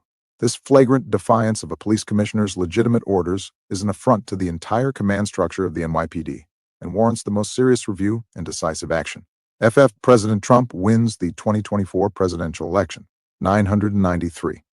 On November 5, 2024, President Donald Trump won the United States presidential election. 994. Donlon learned that on the next day after the election, Philip Banks arrived at police headquarters and met with the Internal Affairs Bureau. 995. Donlon subsequently learned that Philip Banks was meeting with Internal Affairs in order to lobby for a pass on his investigations. 996. Donlon is told that Philip Banks was heard stating in the meeting that he is getting a pass now. What about me? GG. Overtime scandal in the office of Defendant Madry. 997. Around this time, an overtime scandal was uncovered and widely reported publicly involving the authorization of unwarranted overtime for certain individuals in the office of Defendant Madry. The individuals who received these overtime benefits include Lieutenant Quathesha Epps and Detectives Ingrid Sanders and Ada Reyes, each of whom worked directly for and were promoted by Defendant Madry to be on his official staff. 998. Despite Defendant Madry's direct involvement, blame for his actions was diverted publicly by Defendant Madry's attorneys at a news conference, stating that his then-assigned inspector, Defendant Saraceno, was responsible for signing all the overtime slips for the above three individuals, Epps, Sanders, and Reyes. The NYPD overtime program is ultimately the total responsibility of Defendant Kinsella, who failed at controlling the overtime not only within Defendant Madry's office, but throughout the entire NYPD. 999. Neither Defendants Kinsella nor Madry are held accountable by Defendant Adams despite Donlon's efforts to rein in overtime. 1,000. To date, the NYPD has failed to discipline Defendant Kinsella for the rampant abuse of overtime that occurred. 1001. The fraudulent authorization of overtime, allegedly in exchange for sexual favors by Lieutenant Epps on behalf of Defendant Madry, is criminal in nature. 1002. The payments came from FEMA funds controlled by the U.S. Department of Homeland Security. NYPD defendants Madry, Saraceno, and Kinsella allegedly used administrative codes to divert FEMA money. This constitutes fraud. This is a federal crime. HH. Defendant Madry unlawfully manipulates the NYPD promotional list, usurping the authority of the police commissioner. 1003. Later in November 2024, Defendant Madry had Defendant Saraceno promoted to deputy chief by manipulating the list containing the names of employees selected for promotion in the same manner that Defendant Shepard had previously engaged in the fraud. 1004. Defendant Saraceno is placed on the list for promotion by Defendant Madry, while the promotional list is finalized. 1005. Donlon did not select, approve, or authorize the promotion of Defendant Saraceno in any way, shape, or form. 1006. During this process, Donlon, again, submitted his list of NYPD employees to be promoted to Defendant Marino, who joined Donlon and Defendants Kinsella and Madry throughout the process. 1007. A day later, Donlon was called by Defendant Marino and informed that the list of employees that Donlon had authorized for promotions were securely locked into the system. 1008. Donlon asked whether the employees that he had designated for promotions will remain on the list for promotion or would they be removed by the collective defendants, and in particular, Defendant Shepard. Defendant Marino offered no response. 1009. Defendant Marino, who witnessed the crime of Defendant Shepard's fraudulent promotion of himself, failed to report this criminal activity to Internal Affairs, despite being mandated to do so by NYPD rules and regulations. In short, Defendant Marino failed to take any action after becoming aware of Defendant Shepard's fraud. 1010. It is clear to Donlon that Defendant Marino was, at best, deceptive and dishonest towards him, Donlon, throughout the promotional processes. 1011. Donlon surmised that Defendant Marino had actually engaged, participated in such criminal and fraudulent and blatant disregard for the established rules and protocols for promotion because he, Defendant Marino, finalized the promotional list without Donlon's knowledge, permission, or authority. 1012. Any manipulation or falsification of the police commissioner's promotional lists would have had to be signed off and finalized by Defendant Marino, making him complicit in the criminal enterprise. 1013.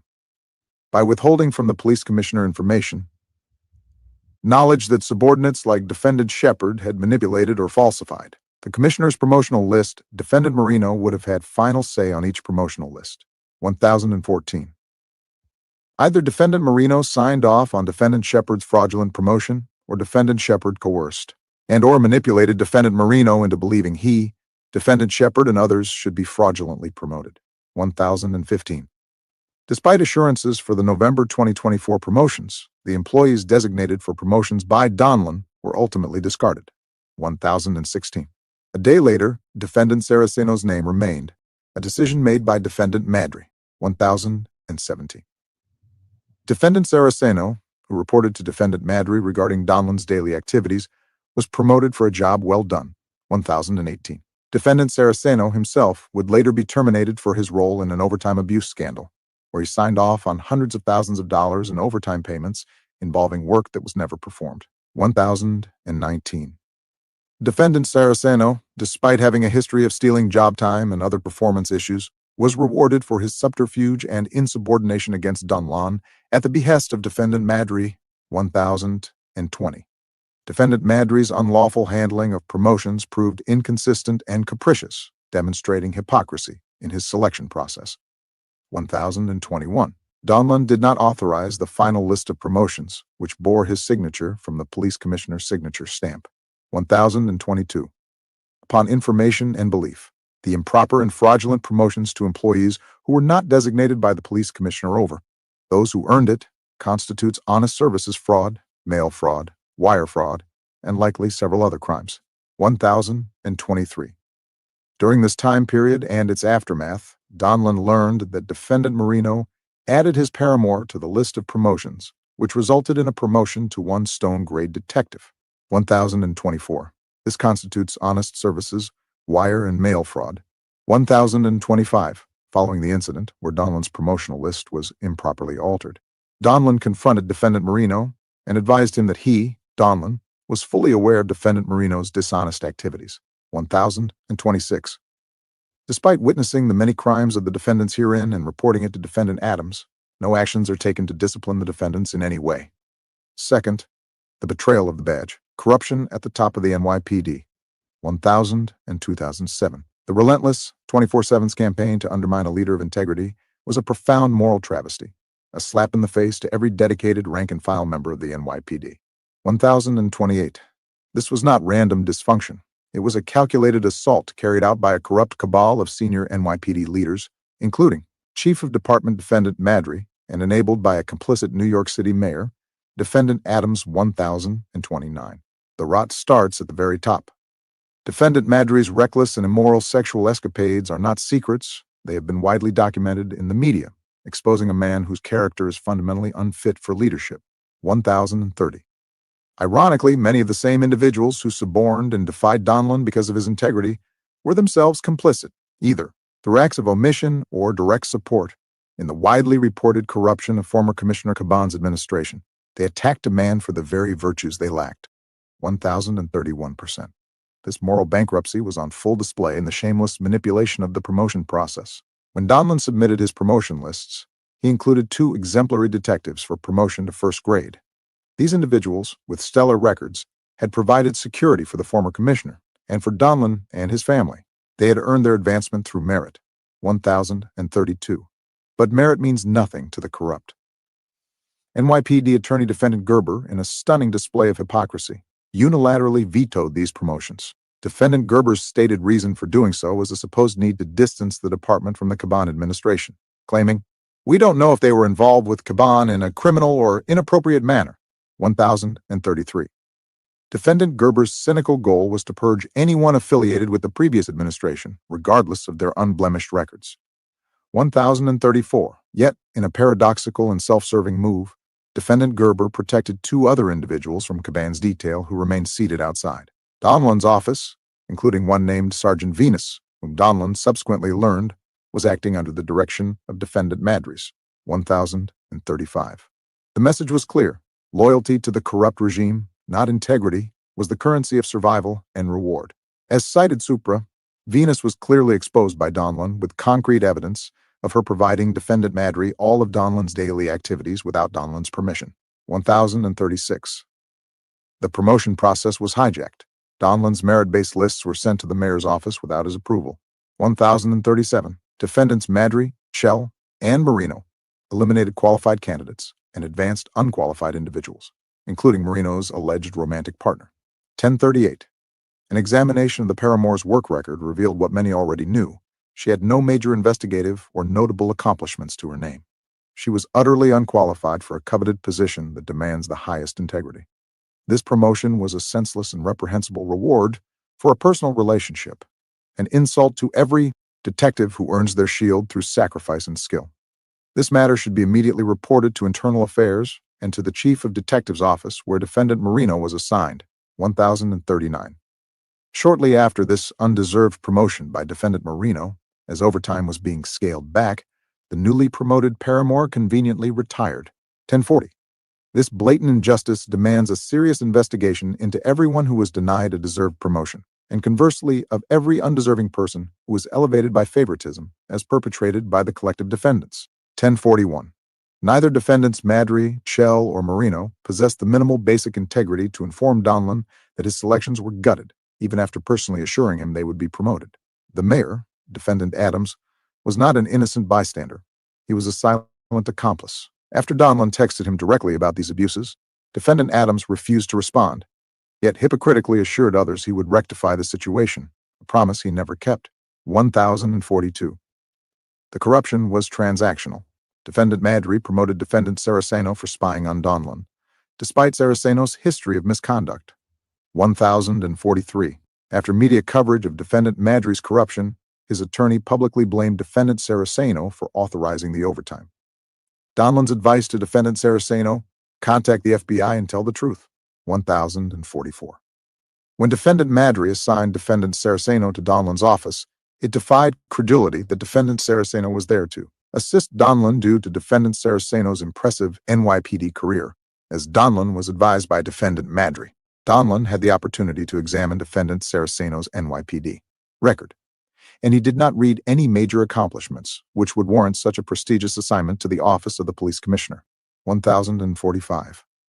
It was also obvious to Donlon from the beginning that Defendant Madry placed Defendant Saraceno in the police commissioner's office to funnel information on Donlon's daily activities, etc., to Defendant Madry, and one could logically conclude to Defendant Adams. By all accounts, Defendant Saraceno's duties were to follow around Donlon throughout the day, which he did, and report Donlon's activities back to Defendant Madry, and logically, of course, Defendant Adams. 1046. It was quite sad, and in many ways comical, that the NYPD dedicated an inspector full-time to follow Donlon during the course of his entire day, and obviously report back to Defendant Madry, and, of course, Defendant Adams. 1047. Defendant Saraceno was referred to by many as Donlon's shadow, as it was quite evident of Defendants Madry and Saraceno's intentions. During Donlon's time with Defendant Saraceno, there were very pleasant discussions about family and children. 1048. Defendant Saraceno advised Donlon that he took off 1 year after retirement, before coming back to the NYPD after spending time with family. Obviously, Defendant Saraceno never advised Donlon of the true story, that the NYPD forced him to resign due to his misconduct. These actions by Defendants Adams, Madry, and Saraceno clearly depict what Donlon was forced to confront on a daily basis, not only with the above 3 defendants, but the other 5 defendants. 1049. Again, what a sad commentary of the constant devious, lying, underhanded, dishonest, and unethical behavior of not only Defendant Saraceno, but defendants Madry and Adams, who allegedly led the greatest, and Donlon wholeheartedly agrees, the greatest law enforcement agency in the world. It is only logical that Defendant Saraceno had conversations with Defendants Kinsella, Chell, and Daughtry, etc., about his assignment targeting Donlon and what was uncovered on him. 1050%. During Defendant Saraceno's time assigned to the police commissioner's office, Defendant Saraceno never contributed any logical thoughts, ideas, initiatives, projects, or programs to assist Donlon and/or benefit the NYPD, our personnel, and the public we serve. Upon advising Donlon that he was temporarily appointing Defendant Saraceno to Donlon's office, without even asking Donlon's permission, Madry raved about Saraceno being a very experienced MOS with a vast operational and administrative skill set which will immensely benefit Donlon. 1051. At this time, Donlon witnessed how Defendant Madry forced Defendant Saraceno into Donlon's office. 1052. Defendant Madry failed to inform Donlon that Defendant Saraceno had been forced to retire for stealing time. 1053. Defendant Saraceno later returned to the NYPD and was assigned to both Donlon's and Defendant Madry's offices. He was used to sign Lieutenant Epps's overtime slips, helping to conceal Defendant Madry's involvement. 1054. At a press conference, Madry's attorneys claimed only Saraceno signed the overtime slips. 1055. As mentioned before, Defendant Saraceno's first self-appointed official duty was to secretly meet with Donlon's new security team, in conjunction with Defendant Shepard, without Donlon's knowledge. Defendant Saraceno told Donlon he saw nothing wrong with Defendant Shepard and himself having this secret meeting with Donlon's new security detail. 1056. For Defendant Madry, a known sexual predator who perpetually blames others for his own failings, character is a foreign and alien concept. His despicable activities, consistently covered up by his acolytes, reveal a deep moral rot at the heart of NYPD leadership, a rot that dishonors the badge and betrays the public's trust and dishonors the countless chiefs, inspectors, captains, etc., and to the police officers who retired in good standing from the NYPD. 1057. Following one of Donlon's final Monday executive meetings, Donlon confronted Defendant Madry head-on regarding the Emergency Service Unit's critical duties and responsibilities during their Federal Emergency Management Agency deployment. 1058. Donlon believed that the NYPD ESU team should be recognized and honored for their stellar work performance, as Donlon sought documentation from Madry and ESU to ensure that the unit, along with officers and bosses, would receive the recognition they deserved for their out-of-state 12 deployments over a 3-year period. 1059. Donlon repeatedly raised the issue with Defendant Madry and other chiefs, including ESU, during Monday NYPD executive meetings. He demanded documentation of ESU's 12 FEMA deployments over a 3-year period. 1060. This included specifics such as the assignments, scope of work, accomplishments, and interactions with other agencies. FEMA had requested NYPD participation in these humanitarian deployments, and Donlon made it clear that proper documentation was essential. 1061. Such records would help demonstrate the NYPD's contribution to the public, FEMA, and other stakeholders. They could also strengthen funding applications and highlight the NYPD's standing as a global law enforcement leader. 1062. Donlon's demands at these meetings were met with deafening silence, especially by Madry. 1063. Donlon personally tasked defendants Madry, Chell, and Daughtry with providing the requested documentation. 1064. They failed to deliver and continued with their consistent apathetic, insubordinate, and incompetent response to each and every task order of Donlon. 1065. At Donlon's final Monday meeting, with Donlon's departure imminent and widely known, particularly by Defendant Madry, Donlon confronted Defendant Madry directly afterward. 1066. Donlon stated, "I demanded this documentation on the 12 FEMA deployments by the NYPD from you on numerous occasions." 1067. Defendant Madry, initially smirking, then put on a transparently false show of seriousness, summoning a 1-star chief and theatrically ordering him to complete the assignment Donlon had long requested. 1068. Donlon responded to this blatant ineptitude, apathy, and incompetence. "Defendant Madry, are you actually serious? Your charade does not fool me nor anyone else in your incompetent clique. You know I am leaving and being replaced by Tish. J.J. Donlon is terminated as police commissioner, replaced by Tish." 1069. Less than a few days later, on November 25, 2024, Defendant Adams removed Donlon as police commissioner. 1070. Donlon was not officially informed by Adams, but heard many strong rumors that Donlon was being replaced by Tish. Adams called a press conference at City Hall, and 10 minutes before the press conference started, Adams called Donlon into his office and informed Donlon that Tish was assuming the police commissioner's position. Adams said to Donlon, "You can either leave or stay for the conference," being polite, and a true professional Donlon stayed for the press conference and congratulated Tish. 1071. Donlon was ushered into Adams' office, where he observed Jessica Tish in another room reviewing papers. 1072. Donlon was relieved of his duties as police commissioner. Less than 3 weeks following his last reporting directly to defendant Adams, the criminal acts of defendant Shepard and the failure of defendants Madry, Chell, and Daughtry to take corrective action. Defendants Kinsella, Madry, Chell, Daughtry, Shepard, Gerber, Saraceno, and Marino, which defendants Adams and City ignored willfully and purposely. 1075. Donlon is not referring to the everyday dedicated and honorable police officers, detectives, squad commanders, borough chiefs, and NYPD civilian staff he was privileged to work with during his tenure. 1076. Rather, he specifically condemns the criminal, incompetent, and morally bankrupt conduct of Defendant Adams and the NYPD defendants and their inner circle. Their behavior was not only noticed, it was rejected by the NYPD rank and file and the public alike. 1077. The collective defendants were entrusted with positions of immense power, achieved through election or appointment. 1,078. They squandered that privilege. They betrayed the public trust and violated the social contract between those who govern and the governed. 1079. The collective defendants displayed, even to the most casual and distant observer, a shameful naivety that their criminally foolish behavior and actions were disguised or protected and not at any risk of exposure. Donlon, and those dedicated to true public service, saw through their vile attempts to hide such treacherous and unlawful behavior. Long after the collective defendants retire in shame and fade into obscurity, they will hopefully possess the temerity for contriteness and wistfully rue their criminal, corrupt, and contemptuous actions. 1,080. At the swearing-in ceremony for Jessica Tisch, every former living NYPD police commissioner was invited and given a place to sit to witness the proceedings except Donlon, who did not receive an invitation. Donlon stood on the sidelines of the hall where the ceremony took place. KK. Donlon is relegated to City Hall, where he works in public safety, a demotion. 1081. To mask the unlawful nature of Donlon's termination as interim police commissioner, he was advised he would be moved to the position of senior advisor, Mayor's Office of Public Safety, reporting to the Deputy Mayor, Public Safety, which is under Defendant Adams's administration. Specifically, Donlon was told it would be similar to Tim Pearson's position, a clear demotion. 1,082.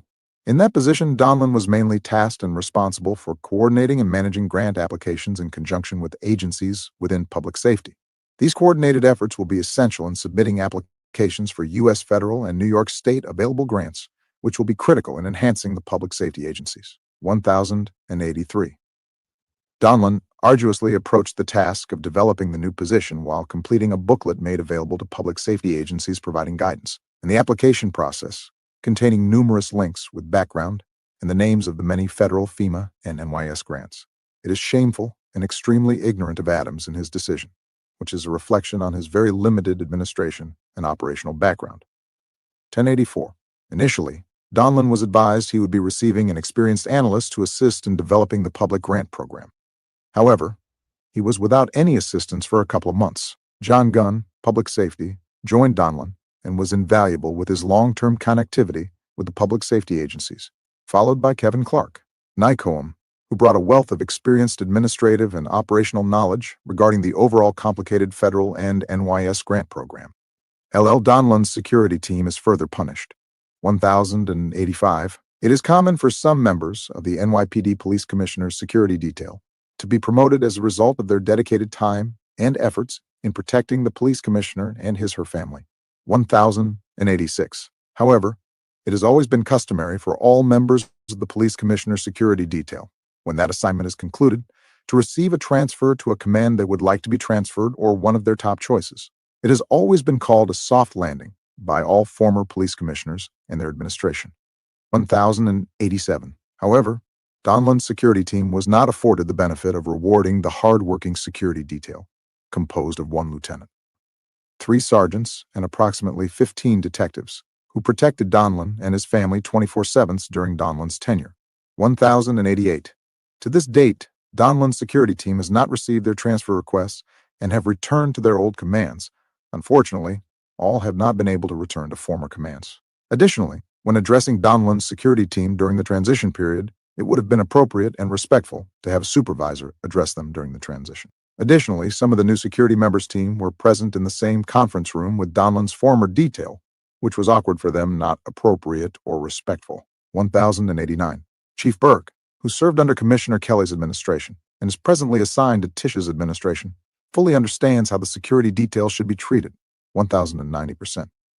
The disrespectful treatment Donlon's security team was given would not have been allowed under Commissioner Kelly's administration, and the chief is fully aware of this, which has been tradition for decades. 1,091. Uniformed officers operate under a paramilitary structure with rigorous rules, rotating shift assignments, and frequent last-minute changes. Many are single parents or caregivers to family members with health or educational needs. The cumulative effect of back-to-back shifts and unpredictable scheduling has created a stress poison that undermines officer well-being, morale, and ultimately, public safety. 1092. The utter disregard for the dedicated rank-and-file officers who work diligently under the Defendant Adams administration is deplorable. Donlon repeatedly attempts to contact Commissioner but is ignored. 1093. After his removal as interim police commissioner, Donlon made multiple attempts to contact his successor, Police Commissioner Jessica Tisch, to ensure that individuals who had been intentionally and unlawfully removed from the NYPD promotional list during Donlon's tenure be reinstated on the list and rightfully promoted. 1094. To date, disappointedly, Police Commissioner Tisch, nor any members of her administration, has failed to promote the NYPD employees who Donlon determined were deserving of discretionary promotions. To date, the Tisch administration, despite knowing of the fraud that took place previously, have failed to contact Donlon to undo the injustice prevailed upon these proud and dedicated NYPD officers, detectives, and supervisors who were on his promotion list. 1095. These officers were removed in direct violation of the rules and regulations governing the NYPD and the rights inherently conferred upon the office of the police commissioner. 1096. Having been closely and intimately involved with the NYPD for over 3 decades, with many close and dear friends, Donlon has never heard of or witnessed a manner in which officers identified and submitted by the police commissioner for promotion have been deliberately taken off the list. 1097. Defendant Adams has direct knowledge of these crimes, but have failed to correct or rectify them. 1098. For the sake of justice, it is Donlon's sincere hope that individuals promised promotions under his tenure will have those promotions realized. It is also unfortunate that the MOS who Donlon was promoting have lost monetary gains in salary and future available promotions or assignments. 1099. The officers who Donlon came to rely on during his tenure as the interim police commissioner have all been removed from their positions. 1100. There is no way of knowing the full extent of the NYPD promotional abuse which had occurred since January 1, 2022, when Defendant Adams was sworn in as mayor. 1101. Upon information and belief, the full extent of the NYPD's corruption under Defendant Adams will not be known until Philip Banks, Timothy Pearson, and Defendants Adams, Kinsella, Madry, Chell, Daughtry, Shepard, Gerber, Saraceno, and Marino are indicted. 1102. It is common for the NYPD Police Commissioner's security detail to get promoted as a result of their work. 1103. Donlon is not afforded the benefit of rewarding the hardworking NYPD officers, detectives, sergeants, and lieutenant who protected Donlon and his family 24/7 during Donlon's time period. 1104. The matter was so important to Donlon that he had an unidentified NYPD executives to speak with Defendant Adams to try to give his former NYPD security detail the accolades he promised, and they earned. 1105. Donlon was told that Defendant Adams promised to make it right and ensured that any of the promotions removed from the list would be reinstated. 1106. To date, Defendant Adams has not acted on his promise to reinstate the promotions previously authorized by Donlon that were removed from the list by Defendants Madry, Chell, Shepard. 1107. NYPD employees who should have been promoted under Donlon have not received their promotions, costing them millions of dollars in lost income and pension benefits. 1108. After his removal as interim police commissioner, Donlon made multiple attempts to contact his successor, Commissioner Tisch, to ensure that qualified and vetted MOS who had been intentionally, deliberately, and cruelly removed from the NYPD promotional list be reinstated to receive their promotions. Donlon also wanted to discuss some potential issues with Commissioner Tisch and her administration regarding the warehouse in Brooklyn. 1109. Moss advised Donlon that Tisch was fully aware of the above criminal action, but her position was simply, that was the past and we are moving in a different direction. 1110. Donlon strongly believed, and still does, that Tisch should have had the common courtesy to return his texts and calls to discuss the matter of the denied promotions. As the new police commissioner, she was already aware of these criminal acts and should have been willing to fight the injustice on behalf of the MOS who were denied rightful promotions. 1111. Despite knowing of the fraudulent removal of qualified officers from Donlon's promotion list, Police Commissioner Tisch and her administration have taken no action to correct the injustice. 1112. Donlon has not been contacted to restore the merit-based list, and those deserving of advancement remain sidelined in violation of NYPD rules and regulations. 1113. Having been intimately involved with the NYPD for over 3 decades, with many close and dear friends, Donlon has never witnessed such a grave injustice, where promises made by the office of the police commissioner were blatantly disregarded and broken. 1114. Donlon attempted to reach Adams to inform him that Tisch refused to communicate with him, but Adams also failed to answer.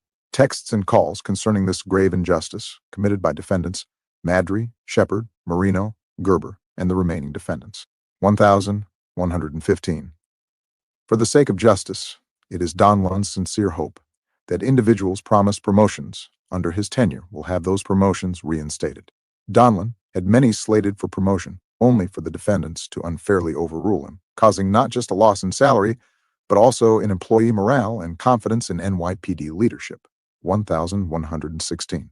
There is no easy way to quantify just how many rightfully earned and promised promotions to have been denied or reversed since January 1st, 2022, when Defendant Adams was sworn in as mayor.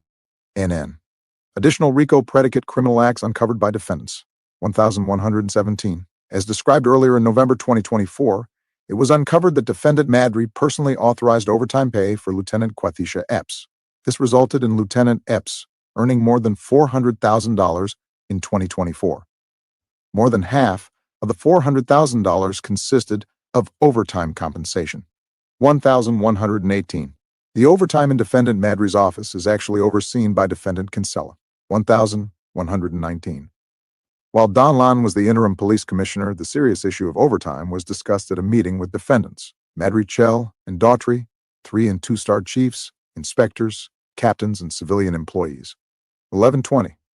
Defendant Kinsella stood up and spoke at the above meeting and instructed Madry et al. That the overtime must be reined in. 1,121. As the defendant Kinsella delivered her speech on the recent overtime scandal involving mainly Madry and others, Donlon observed Defendant Madry smirking and appearing very uncomfortable, with Defendant Kinsella looking directly at Defendant Madry, reiterating the overtime was out of control, and we have to watch it better. 1,122. Unbelievably, Defendant Kinsella, with such a serious topic, was also smirking while discussing the overtime, and again, looking over at Defendant Madry. Defendant Madry's response was, "We have to watch it, and it won't happen again."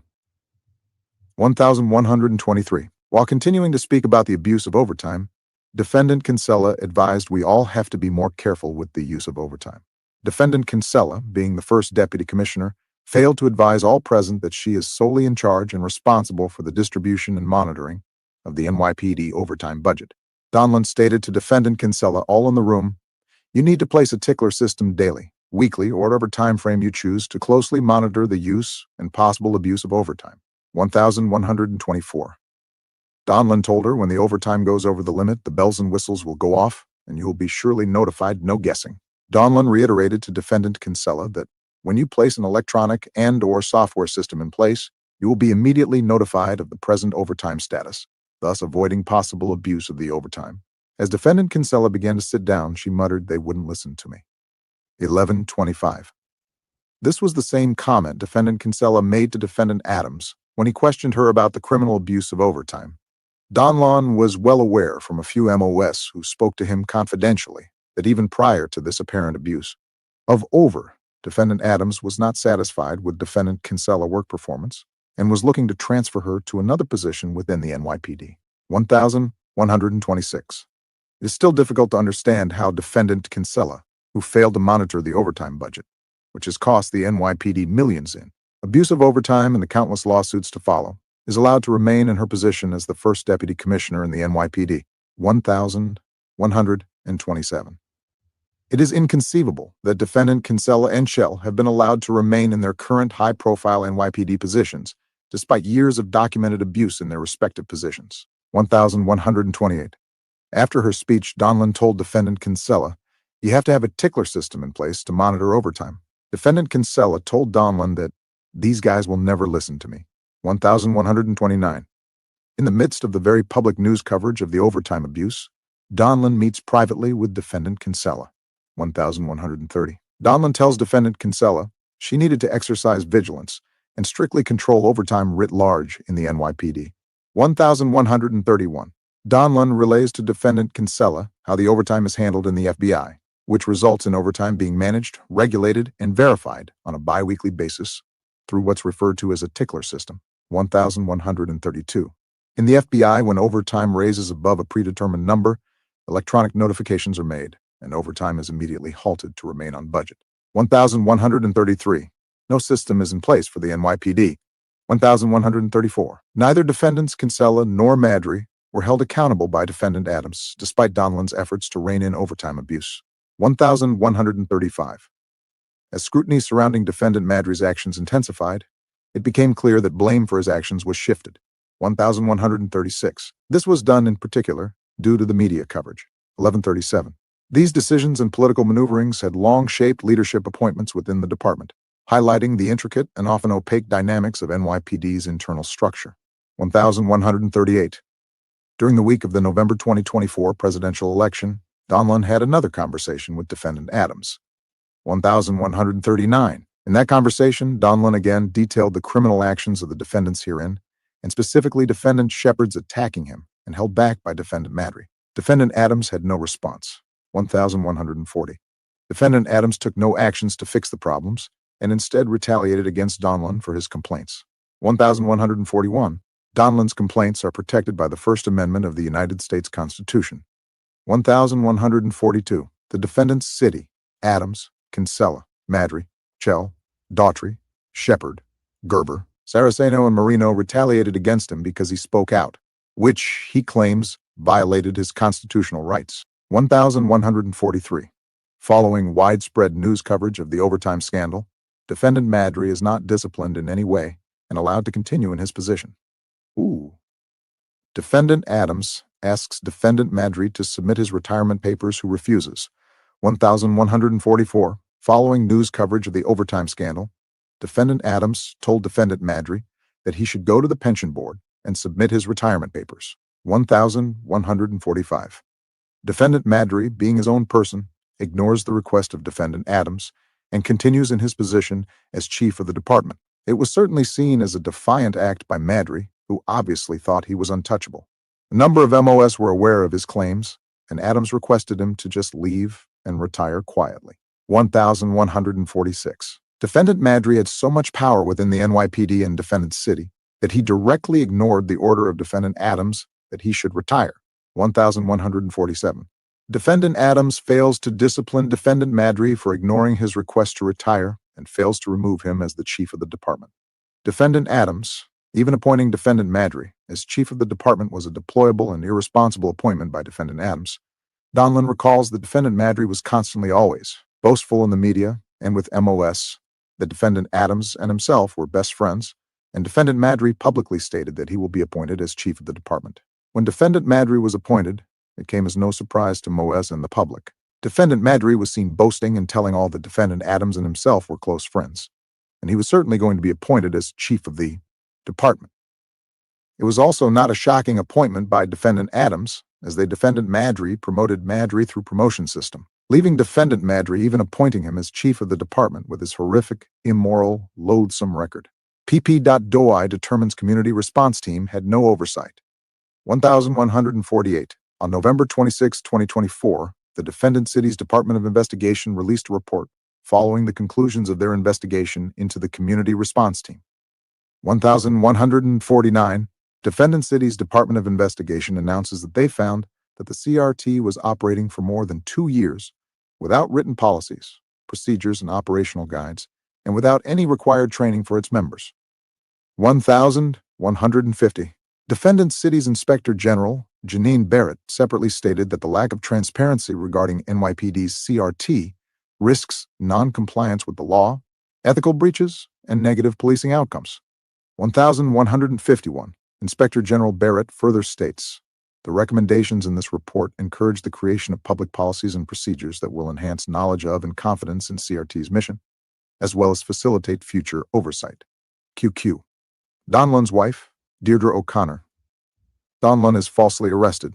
1,152. On December 16, 2024, Donlon's wife, Mrs. Deirdre O'Connor Donlon, was driving in her personally owned vehicle on 56th Street and 1st Avenue in bumper-to-bumper traffic when she was rear-ended, which in turn caused her to tap an Uber van which was in front of her, in the rear. 11:53. The vehicle that struck Mrs. O'Connor Donlon fled the scene. 1,154. The incident was minor and did not require police assistance, but the gentleman in the back of the Uber van showed a Police Benevolent Association card and demanded that a bus be called. Due to a 911 call being made by the passenger, that automatically caused the NYPD to respond as well. 1,155. Police officers Sue and Salim arrived from the 17th Precinct, 1156. These officers were kind and treated Mrs. O'Connor Donlon with great respect. 1157. After the police arrived, the officer asked both Mrs. O'Connor Donlon and the driver of the Uber van for their respective driver's licenses, registration, and proof of insurance. Mrs. O'Connor Donlon produced her New York State driver's license for the officers, but had trouble locating her registration and insurance. Moreover, Mrs. O'Connor Donlon was shockingly informed that her driver's license was in suspended status. 1158. Mrs. O'Connor Donlon called Donlon, who had a copy of the insurance and registration documents, and who happened to be 6 blocks away. 1159. Mrs. O'Connor Donlon let the officers know as a courtesy that her husband, Thomas G. Donlon, is the former interim police commissioner, and now works in City Hall for public safety, so they wouldn't be surprised when he arrived. 1160. The officers then called the 17th Precinct and requested the presence of the supervisory patrol sergeant on duty. The officers explained that they needed to call the said sergeant due to standard operating procedures when an incident involves the apparent involvement of a high-profile individual or something that clearly would end up being in the media. 1161. Sergeant McDermott arrived at the scene a short time later. 1162. The officers informed Sergeant McDermott of what has transpired, and that Donlon has been called and will be arriving shortly. 1163.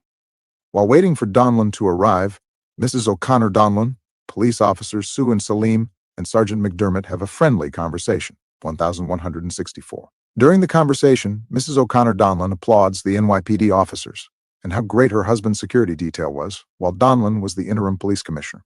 1165. When Donlon arrived at the scene, he greeted police officers Sue and Salim and Sergeant McDermott, who referred to him as Commissioner, and Sir. 1166. The interaction with Donlon and the collective NYPD personnel could not be better. 1167. Donlon came to the scene and explained that he must have left the registration at the auto body shop when the car had been in for other repairs. 1168. Donlon exchanged pleasantries with Sergeant McDermott and explained that he was the former interim police commissioner, now at the mayor's office of public safety, and that Deirdre was his wife, and that he stopped by to check on her. 1169. Initially, Sergeant McDermott could not have been nicer, and there were no issues whatsoever. 1170. Mrs. O'Connor Donlon told her husband Donlon that he could leave since everything was in order. 1171. After Donlon departed, police officers Sue and Salim continued talking with Mrs. O'Connor Donlon. By this time, the ambulance had arrived and departed. Officers Sue and Salim told Mrs. O'Connor Donlon that they spoke with the EMTs and the passenger, and that the passenger was not injured in any way, shape, or form. 1172. Sergeant McDermott then looked down at his phone and said, "Excuse me, I have to take this call." 1173. Officer Sue suggested to Mrs. O'Connor Donlon that she should retrieve proof of insurance on her phone. 1174. Mrs. O'Connor Donlon followed the direction of Officer Sue and retrieved proof of insurance. 1175. Sergeant McDermott returned from having the phone call with an unknown individual. Sergeant McDermott has changed his demeanor drastically. As he approached Mrs. O'Connor Donlon, he started to badger her with questions in a hostile manner regarding her insurance status, and advised her that her New York State driver's license was in suspended status. 1176. Sergeant McDermott, furthermore, asked Mrs. O'Connor Donlon if she lived at multiple old addresses. 1177. Mrs. O'Connor Donlon sensed that something had definitely changed and asked, "What is wrong?" to Sergeant McDermott and the police officers. She did not receive any reply to this question. 1178. Mrs. O'Connor Donlon then holds up her phone to show proof of insurance to the officers. 1179. Mrs. O'Connor Donlon has maintained the same insurance for 20 years without a lapse, and was shocked to hear of the accusation by Sergeant McDermott that Mrs. O'Connor Donlon does not have insurance coverage and a suspended driver's license. 1180. Despite showing clear proof of insurance, Sergeant McDermott refused to look at the proof of insurance on her phone. 1181. Instead, Sergeant McDermott accused Mrs. O'Connor Donlon of having a suspended license dating back to October 2021 and a current lapse of insurance on the vehicle she was driving in at that moment. 1182. Although Sergeant McDermott refused to look at Mrs. O'Connor Donlon's proof of insurance, she was able to show it to the police officers on the scene. Mrs. O'Connor Donlon further told Sergeant McDermott that she has never received any notice whatsoever from the New York State Department of Motor Vehicles regarding her driver's license suspension. 1183. Mrs. O'Connor Donlon is surprised and confused by the allegations. 1184. Short time later, Sergeant McDermott shouted to the officers, "Cuff her!" 1185.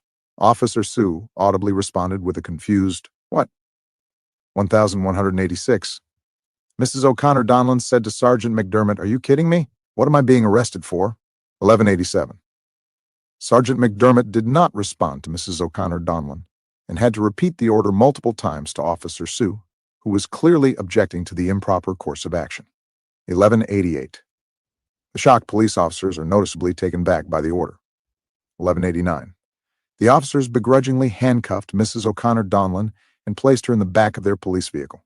1190. While in the back of the police vehicle, both officers profusely apologized to Mrs. O'Connor Donlon and told her that they had never arrested anyone for an alleged lapse of insurance before, nor a suspended driver's license. 1191. The officers further lamented that they are going to get in trouble for the arrest of Mrs. O'Connor Donlon.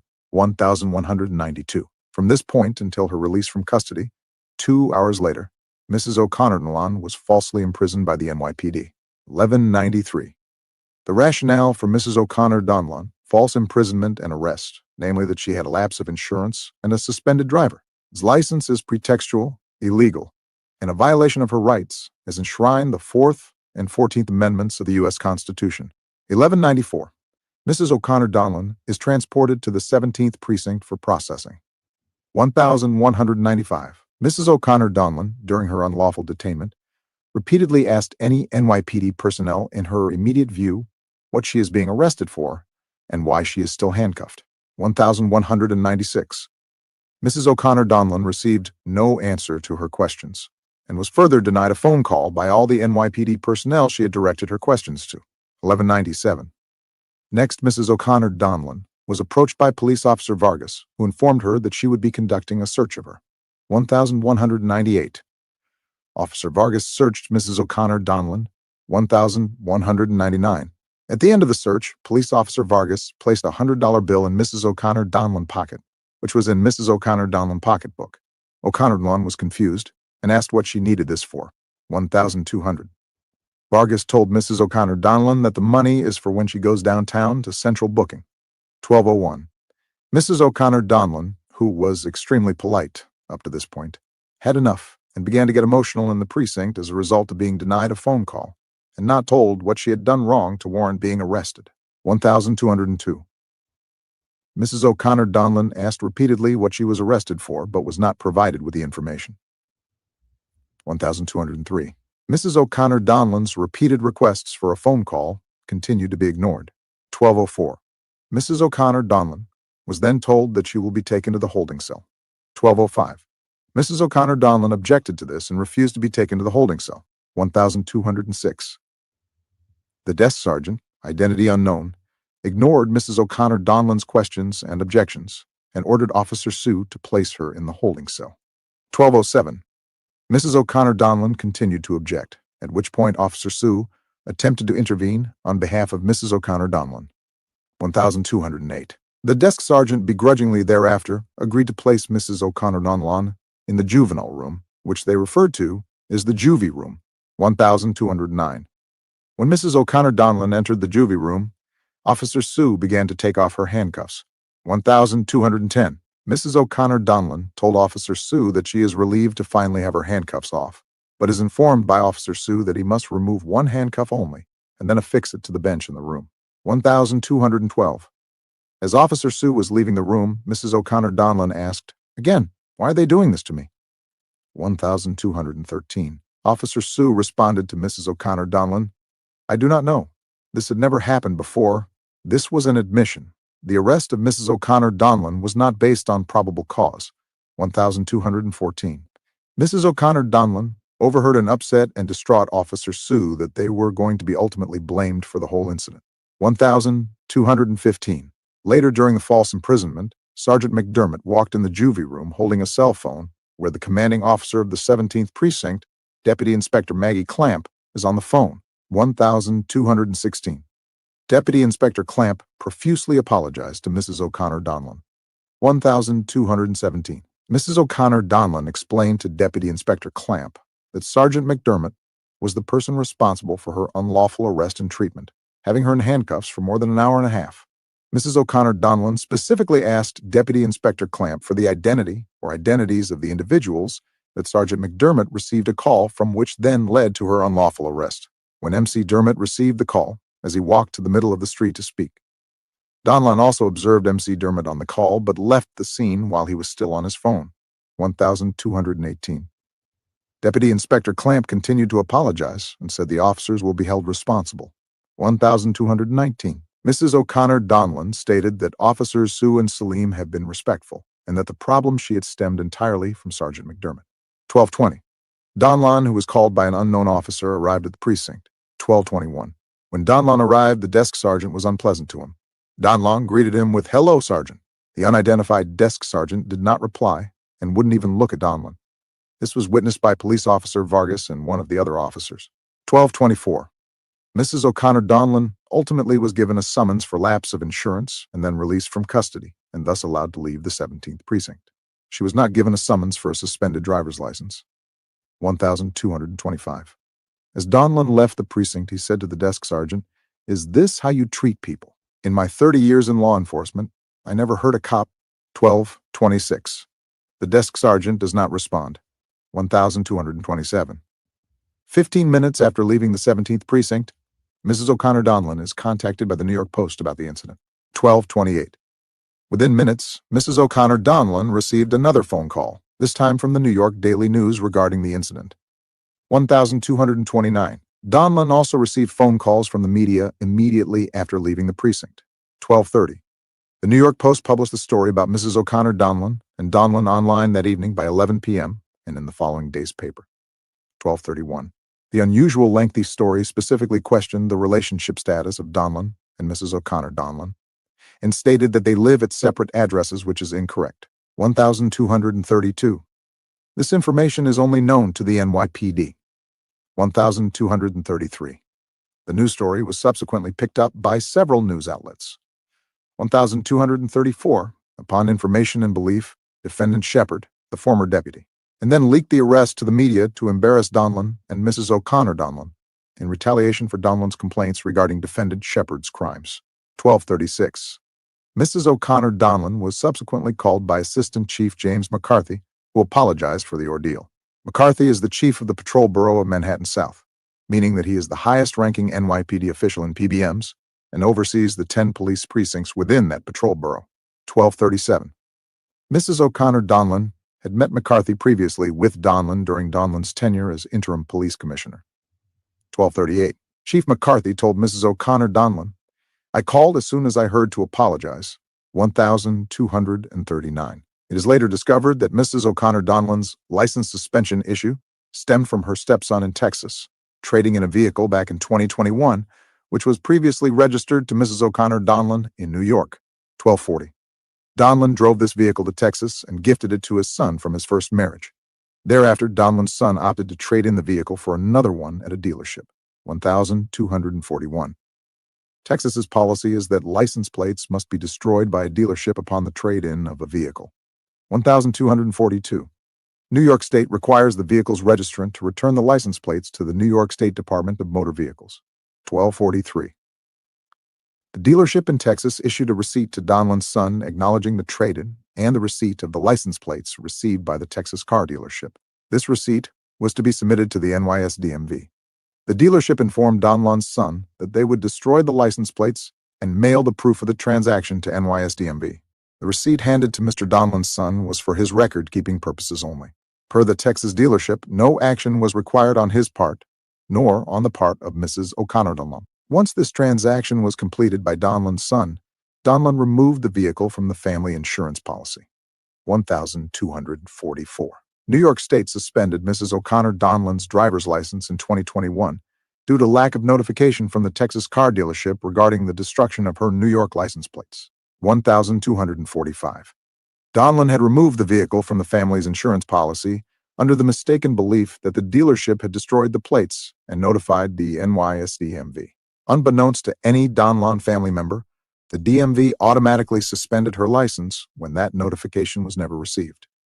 1246. The incident on December 16, 2024 is purely related to paperwork, easily remedied, and not a crime warranting arrest. 1247. The following day, Mrs. O'Connor Donlon went to the NYSD MV and easily rectified the license issue by paying $50. 1248. Mrs. O'Connor Donlon was informed by an employee at the NYSD MV that the administrative issue was not a big deal. 1249. Mrs. O'Connor Donlon informed the DMV employee that she was arrested over the lapse in paperwork. 1250. The DMV employee expressed shock to learn of the arrest and said she had never heard of anything like that before, and that the police officers who arrested her should have been able to see that the issue was purely administrative and not worthy of an arrest when she was stopped. 1251. After the incident, Donlon learned that during the time Mrs. O'Connor Donlon was being unlawfully held by the NYPD defendants, Daughtry, Shepard, and Gerber were on a three-way call determining what to impose and to do with Mrs. O'Connor Donlon. 1252. Upon information and belief, Donlon later learned that defendant Daughtry recommended that Mrs. O'Connor Donlon be issued a desk appearance ticket, which is more severe than the summons she was ultimately issued. 1253. In late February 2025, Mrs. O'Connor Donlon filed a notice of claim informing the defendant city of her intent to sue. 1254.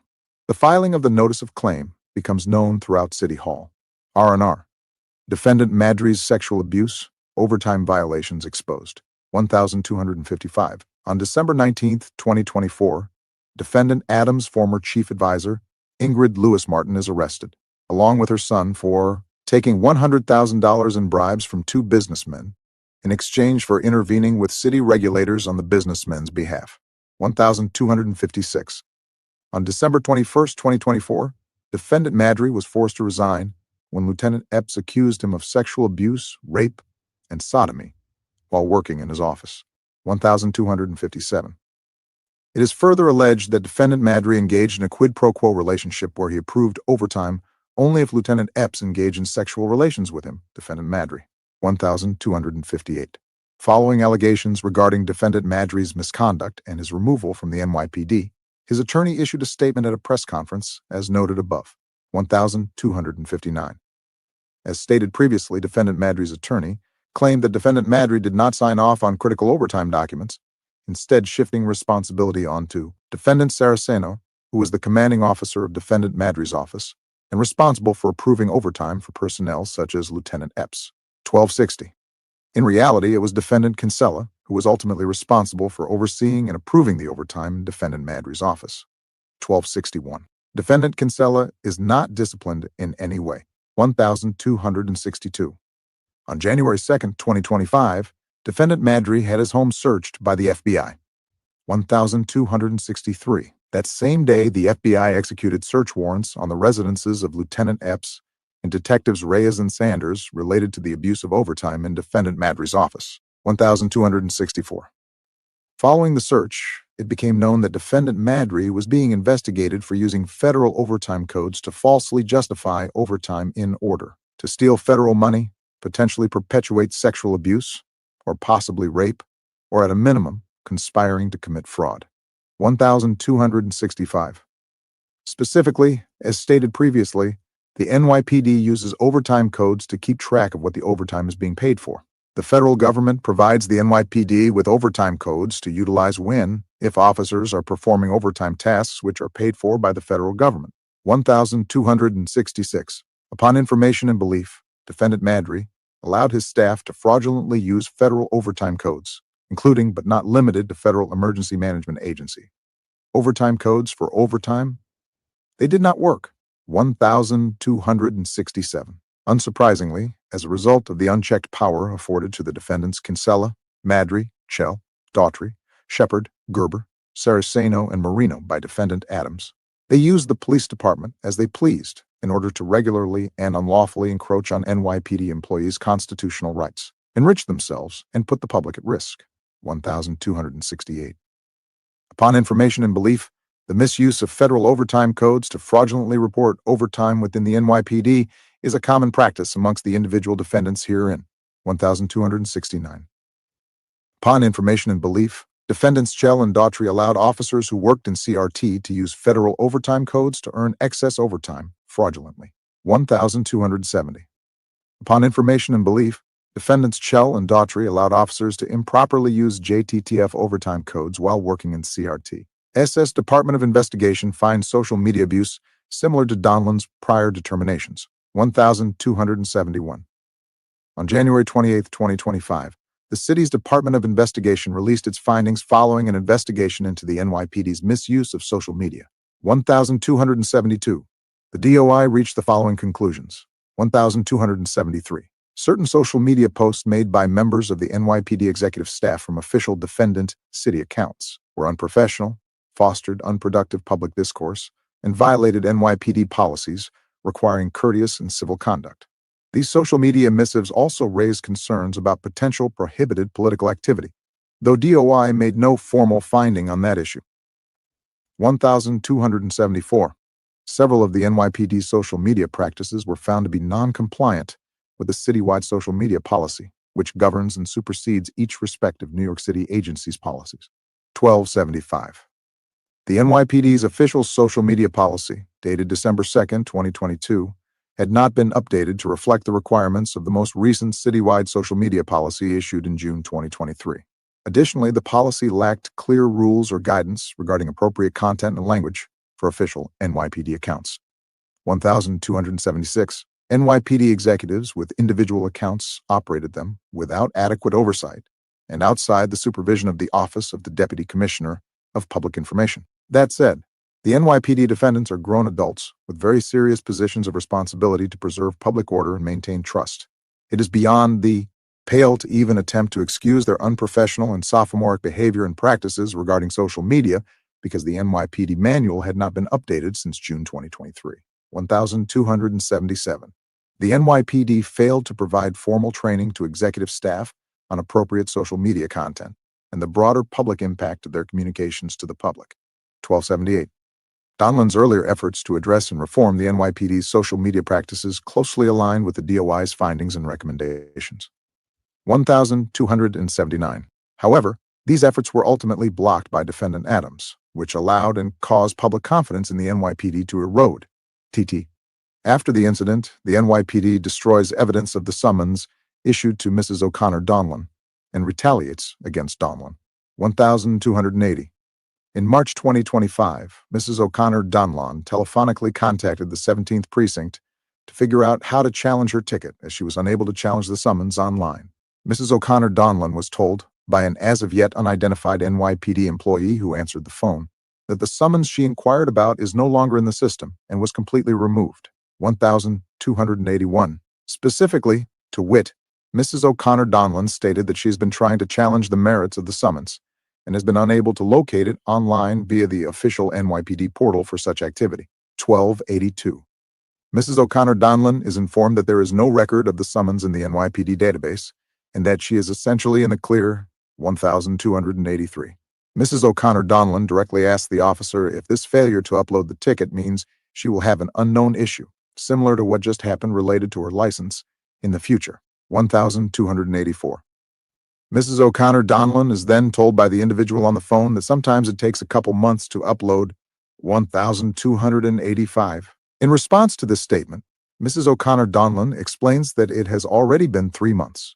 1,286. Mrs. O'Connor Donlon is then told that the ticket is unlikely to be uploaded at a later date. Donlon is placed in an administrative position and set up to fail. 1,287. As stated earlier and repeated herein, Donlon was removed as the interim police commissioner and installed in the mayor's office of public safety, in a position previously held by Tim Pearson. 1,288. In that role, Donlon, as Mr. Pearson before him, was in charge of the coordination and filing of applications for grant money from the federal government to be utilized by defendant city for law enforcement-related programs and expenditures. 1,289. Donlon received no formal training for the role and opted to teach and train himself. 1,290. Through his efforts, Donlon added 2 team members and worked closely with the New York City Office of Emergency Management to properly prepare grant requests, which will ensure the defendant city receives the full amount of financial compensation they are entitled to from the federal government. March 2025, 1,292. This was done following the mass resignation of 4 deputy mayors following their perception of a quid pro quo arrangement between defendant Adams and the United States Department of Justice, which led relative to the dismissal of federal charges against defendant Adams. 1,293. While defendant Adams will never stand trial relative to the federal charges that were dismissed, he is a co-conspirator in the crimes committed by the other defendants, as described herein by Donlon. 1,294. As stated previously, defendant Daughtry became Donlon's direct supervisor at the Office of the Deputy Mayor for Public Safety. 1,295.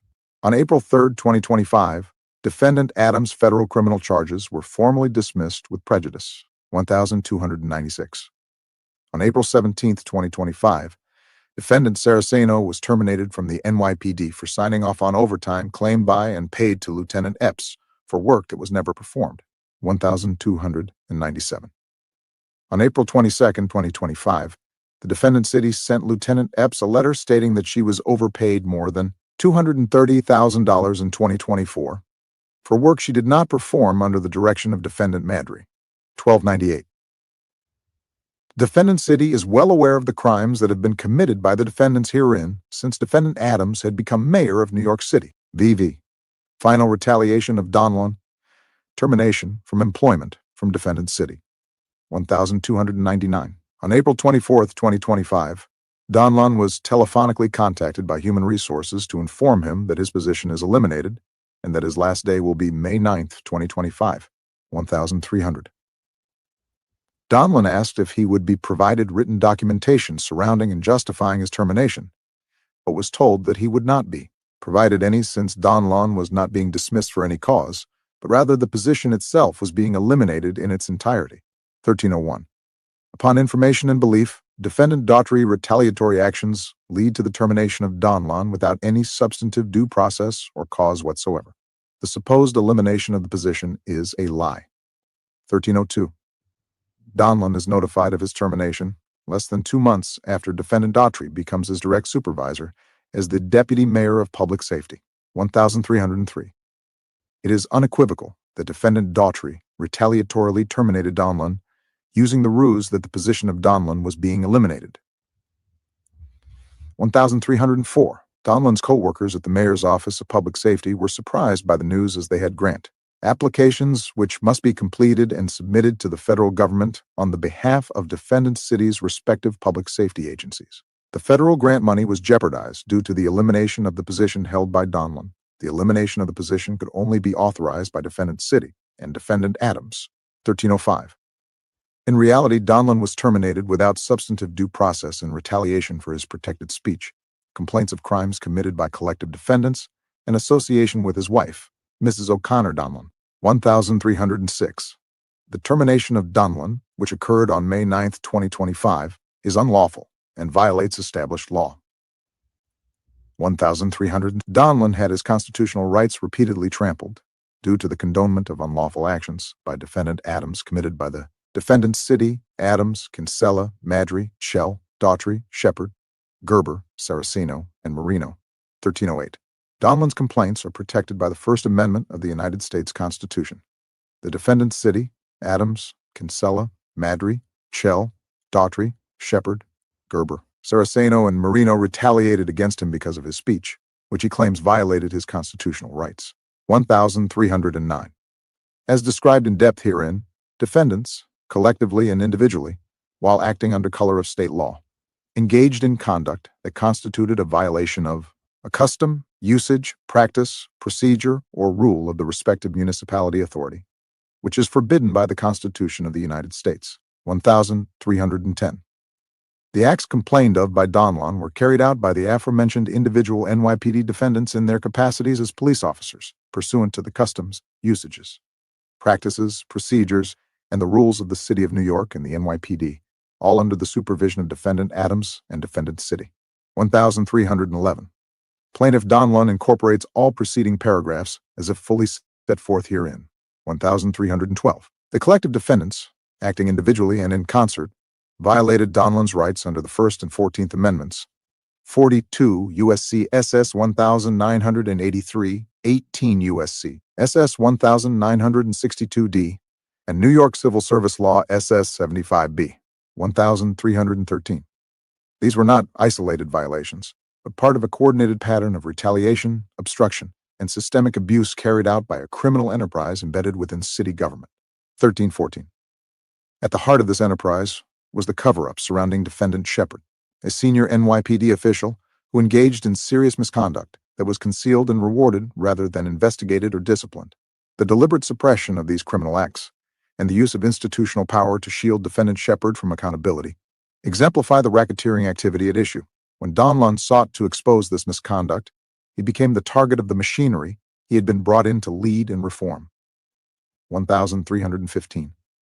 Defendants operated and directed an enterprise under 18 U.S.C. SS 1961, engaging in a pattern of racketeering activity as defined in SS 1961.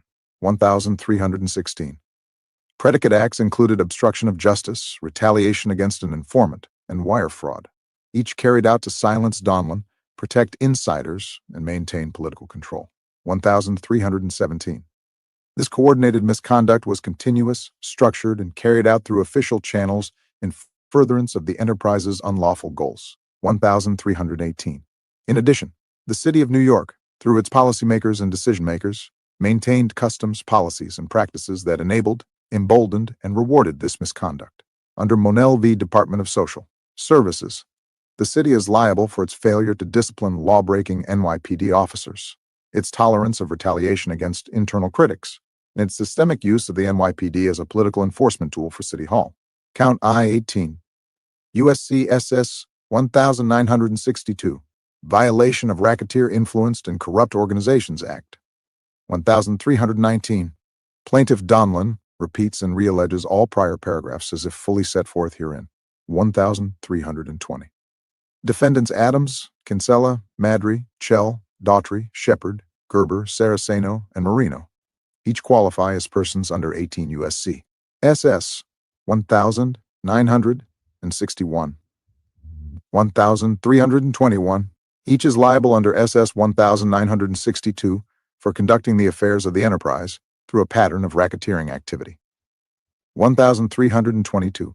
At all relevant times, the defendants, together with others known and unknown, formed an enterprise within the meaning of 18 U.S.C. SS 1961, namely the New York City Police Department. 1323. As shown herein, under Defendant Adams, the NYPD is an organization engaging in crime, unlawful acts, deception, fraud, counterfeiting, and terroristic threats. 1324. Upon information and belief, the full extent of the crimes that had been undertaken by the NYPD, the mayor of the City of New York, former NYPD employees Philip Banks and Timothy Pearson, and the individual defendants herein remains unknown. 1325. The enterprise had a distinct structure, continuity of purpose, and operated through a coordinated pattern of decision-making among its members. The defendants participated in the operation and management of the enterprise. 1326. The defendants engaged in a pattern of racketeering activity by committing numerous predicate acts. 1327. These acts constituted a pattern of racketeering activity as defined in 18 U.S.C. SS 1961, including, but not limited to, wire fraud, the use of interstate email and telecommunications by defendants to misrepresent Donlon's authority, conceal material facts, and coordinate a scheme to marginalize and disempower him. When obstruction of justice, interference with potential or actual investigations triggered by Donlon's whistleblowing, including efforts to silence or isolate him, retaliation against a witness or informant, adverse employment actions taken against Donlon in retaliation for his protected disclosures about misconduct, corruption, and threats to public safety, and tampering with a witness or informant, acts designed to prevent Donlon from reporting ongoing criminal conduct, including pressure, demotion, and removal of responsibilities, bribery. On information and belief, defendants engaged in or condoned acts of bribery or quid pro quo arrangements to secure loyalty, suppress dissent, and shield individuals within the administration from exposure.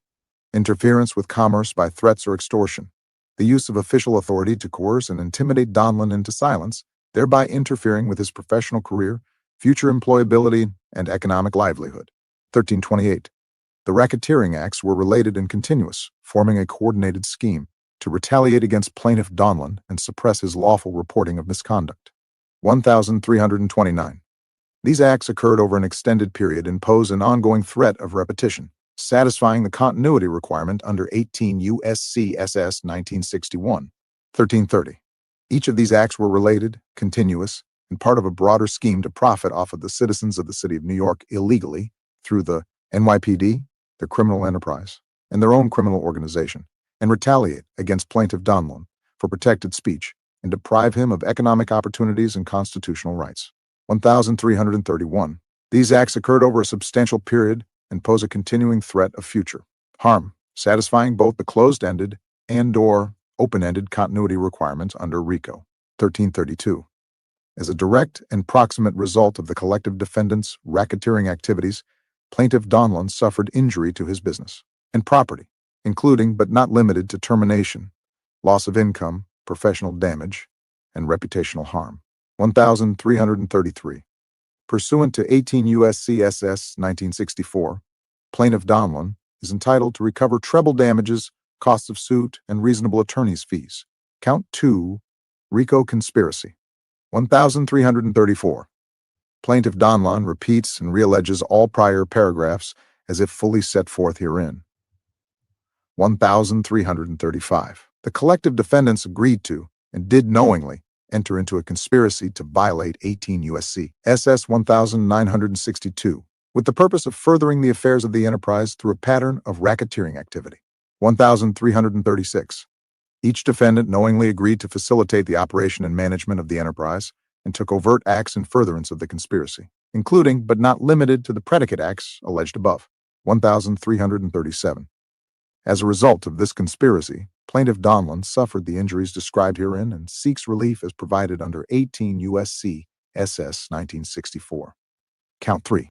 1338. Plaintiff Donlon repeats and realleges all prior paragraphs as if fully set forth herein. 1339. As set forth above, plaintiff Donlon engaged in protected speech as a private citizen as a matter of public concern and suffered retaliation for his speech, which includes but is not limited to termination of employment. 1340. The collective defendants herein intentionally retaliated against plaintiff Donlon for protected speech provided to him under the One Stone Amendment of the United States Constitution. 1341. Specifically, plaintiff Donlon engaged in protected activity when he reported the unlawful conduct of the defendants herein.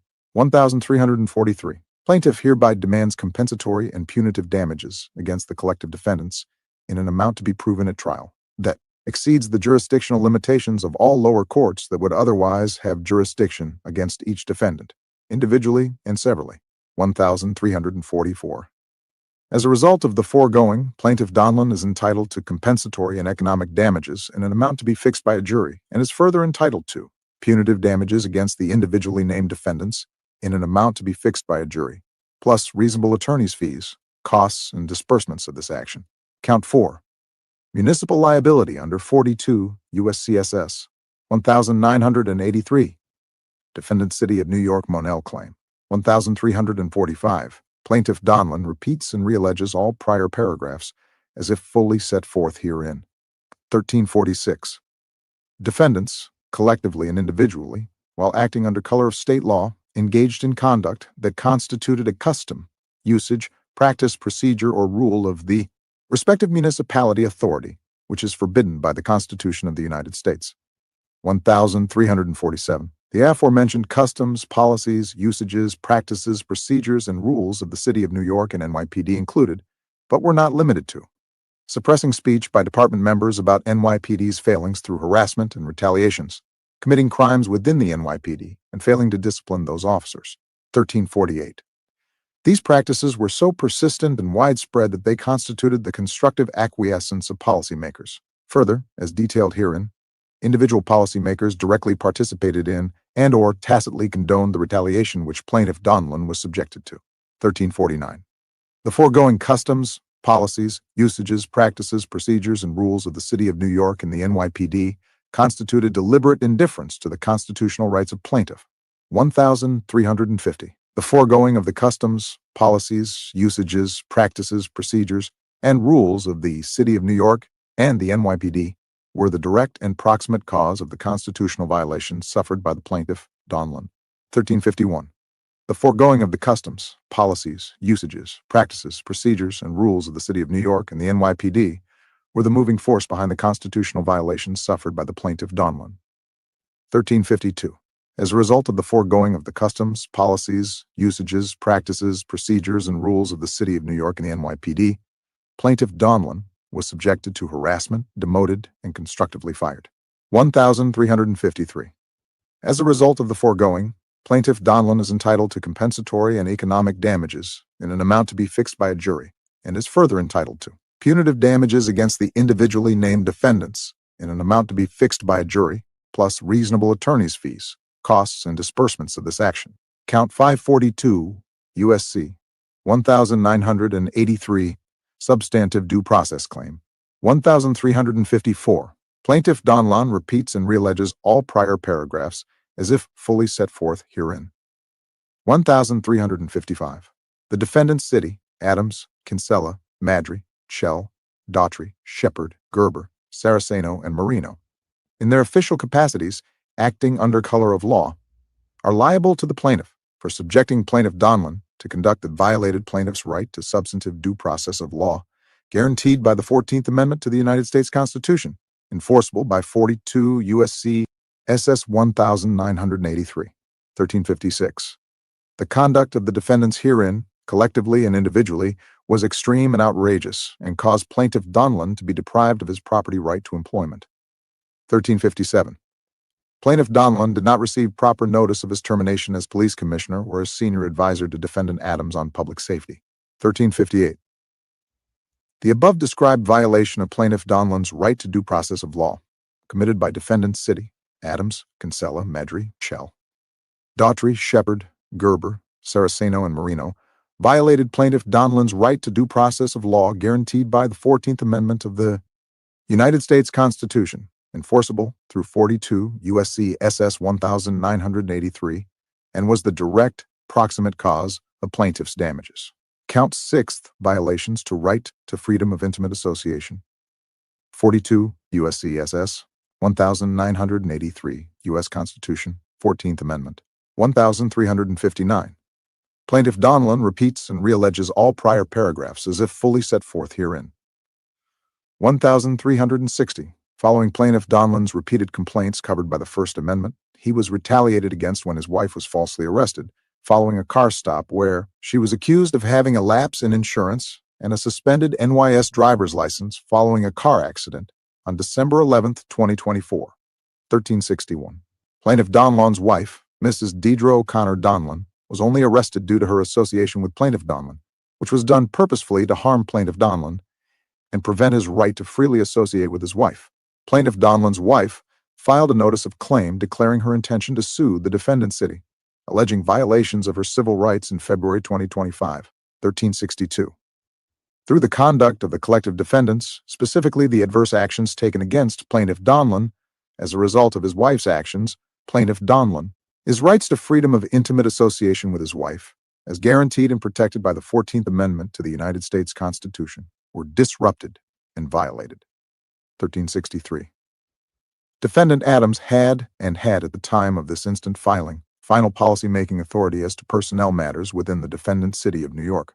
Defendant Adams was aware of and condoned the actions of the other collective defendants herein. 1,364. Accordingly, the violation of plaintiff Donlon's constitutional rights arose from defendant City policy. 1,365. Plaintiff Donlon's rights were clearly established at the time, and no reasonable person would have believed that the conduct herein would not violate plaintiff Donlon's clearly established rights. 1,366. As a result of the violations of his rights, plaintiff Donlon has suffered loss of employment and income. 1,367. As a result of the foregoing, plaintiff Donlon is entitled to compensatory economic damages in an amount to be fixed by a jury, and is further entitled to punitive damages against the individually named defendants in an amount to be fixed by a jury, plus reasonable attorney's fees, costs, and disbursements of this action. 1368. As a result of the violation of his rights, plaintiff Donlon was humiliated and his reputation injured and thus had suffered non-pecuniary damages. Count 7, violation of New York State Civil Service Law, SS 75B, 1369. Plaintiff Donlon repeats and realleges all prior paragraphs as if fully set forth herein. 1370. The collective defendants retaliated against plaintiff Donlon for engaging in protected activity in violation of New York State Civil Service Law SS 75B, 1371. Specifically, plaintiff Donlon engaged in protected activity when he reported the unlawful conduct of the defendants herein. 1372. In retaliation for those complaints, plaintiff was retaliated against. 1373. Plaintiff Donlon hereby demands compensatory and punitive damages against the collective defendants in an amount to be proven at trial that exceeds the jurisdictional limitations of all lower courts that would otherwise have jurisdiction against each defendant, individually and severally. 1374. Civil Service Law SS 75B provides, in pertinent part, a public employer shall not dismiss or take other disciplinary or other adverse personnel action against a public employee regarding the employee's employment because the employee discloses to a governmental body information regarding a violation of a law, rule, or regulation, which violation creates and presents a substantial and specific danger to the public health or safety, or which the employee reasonably believes to be true and reasonably believes constitutes an improper governmental action. 1375. Improper governmental action shall mean any action by a public employer or employee, or an agent of such employer or employee, which is undertaken in the performance of such agents' official duties, whether or not such action is within the scope of his employment, and which is in violation of any federal, state, or local law, rule, or regulation. 1376. Upon receiving plaintiff Donlon's multiple complaints of corruption related to courtesy cards made to several different governmental bodies, defendant retaliated against plaintiff Donlon as a public employee. Plaintiff Donlon filed several reports that attempted to redress defendant's corrupt practices as described herein. 1377. These acts, as defined by Civil Service Law SS 75B, are classified as improper governmental action by a public employee. Plaintiff Donlon filed these complaints based on tangible evidence that caused him to reasonably believe defendant engaged in improper governmental action. 1378. As a result of the foregoing, plaintiff Donlon's career is irreparably damaged, and he sustained serious emotional distress and financial harm. 1379. As a result of defendant City of New York's willful actions, they are liable to plaintiff for their actions. Prayer for relief. A. Defendants, acting individually and collectively, violated Donlon's constitutional rights under the First and 14th Amendments, as well as his statutory rights under 42 U.S.C. SS 1983, 18 U.S.C. SS 1962d, and Civil Service Law SS 75B. B. An order appointing an independent federal monitor with full authority to oversee and report on NYPD internal disciplinary processes, whistleblower protections, and promotion decisions to ensure compliance with federal and state law and to prevent further retaliation, obstruction, or abuse. C. The defendants operated an enterprise, as defined under 18 U.S.C. SS 1961, that engaged in a pattern of racketeering activity under SS 1961, including but not limited to obstruction of justice, retaliation against a witness or informant, and wire fraud. The pattern was continuous, related, and directed by persons employed by the City of New York for the purpose of retaliating against Donlon for exposing misconduct and refusing to participate in unlawful conduct. D.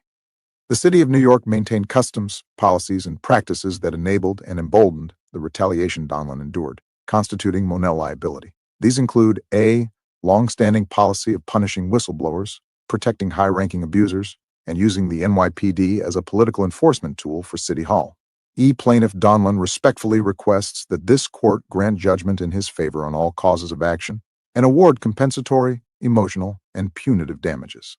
Injunctive relief, where appropriate pre- and post-judgment interest, attorney's fees and costs pursuant to 42 U.S.C. SS 1988, and such other and further relief as this court deems just and proper. Dated, New York, NY, July 16, 2025.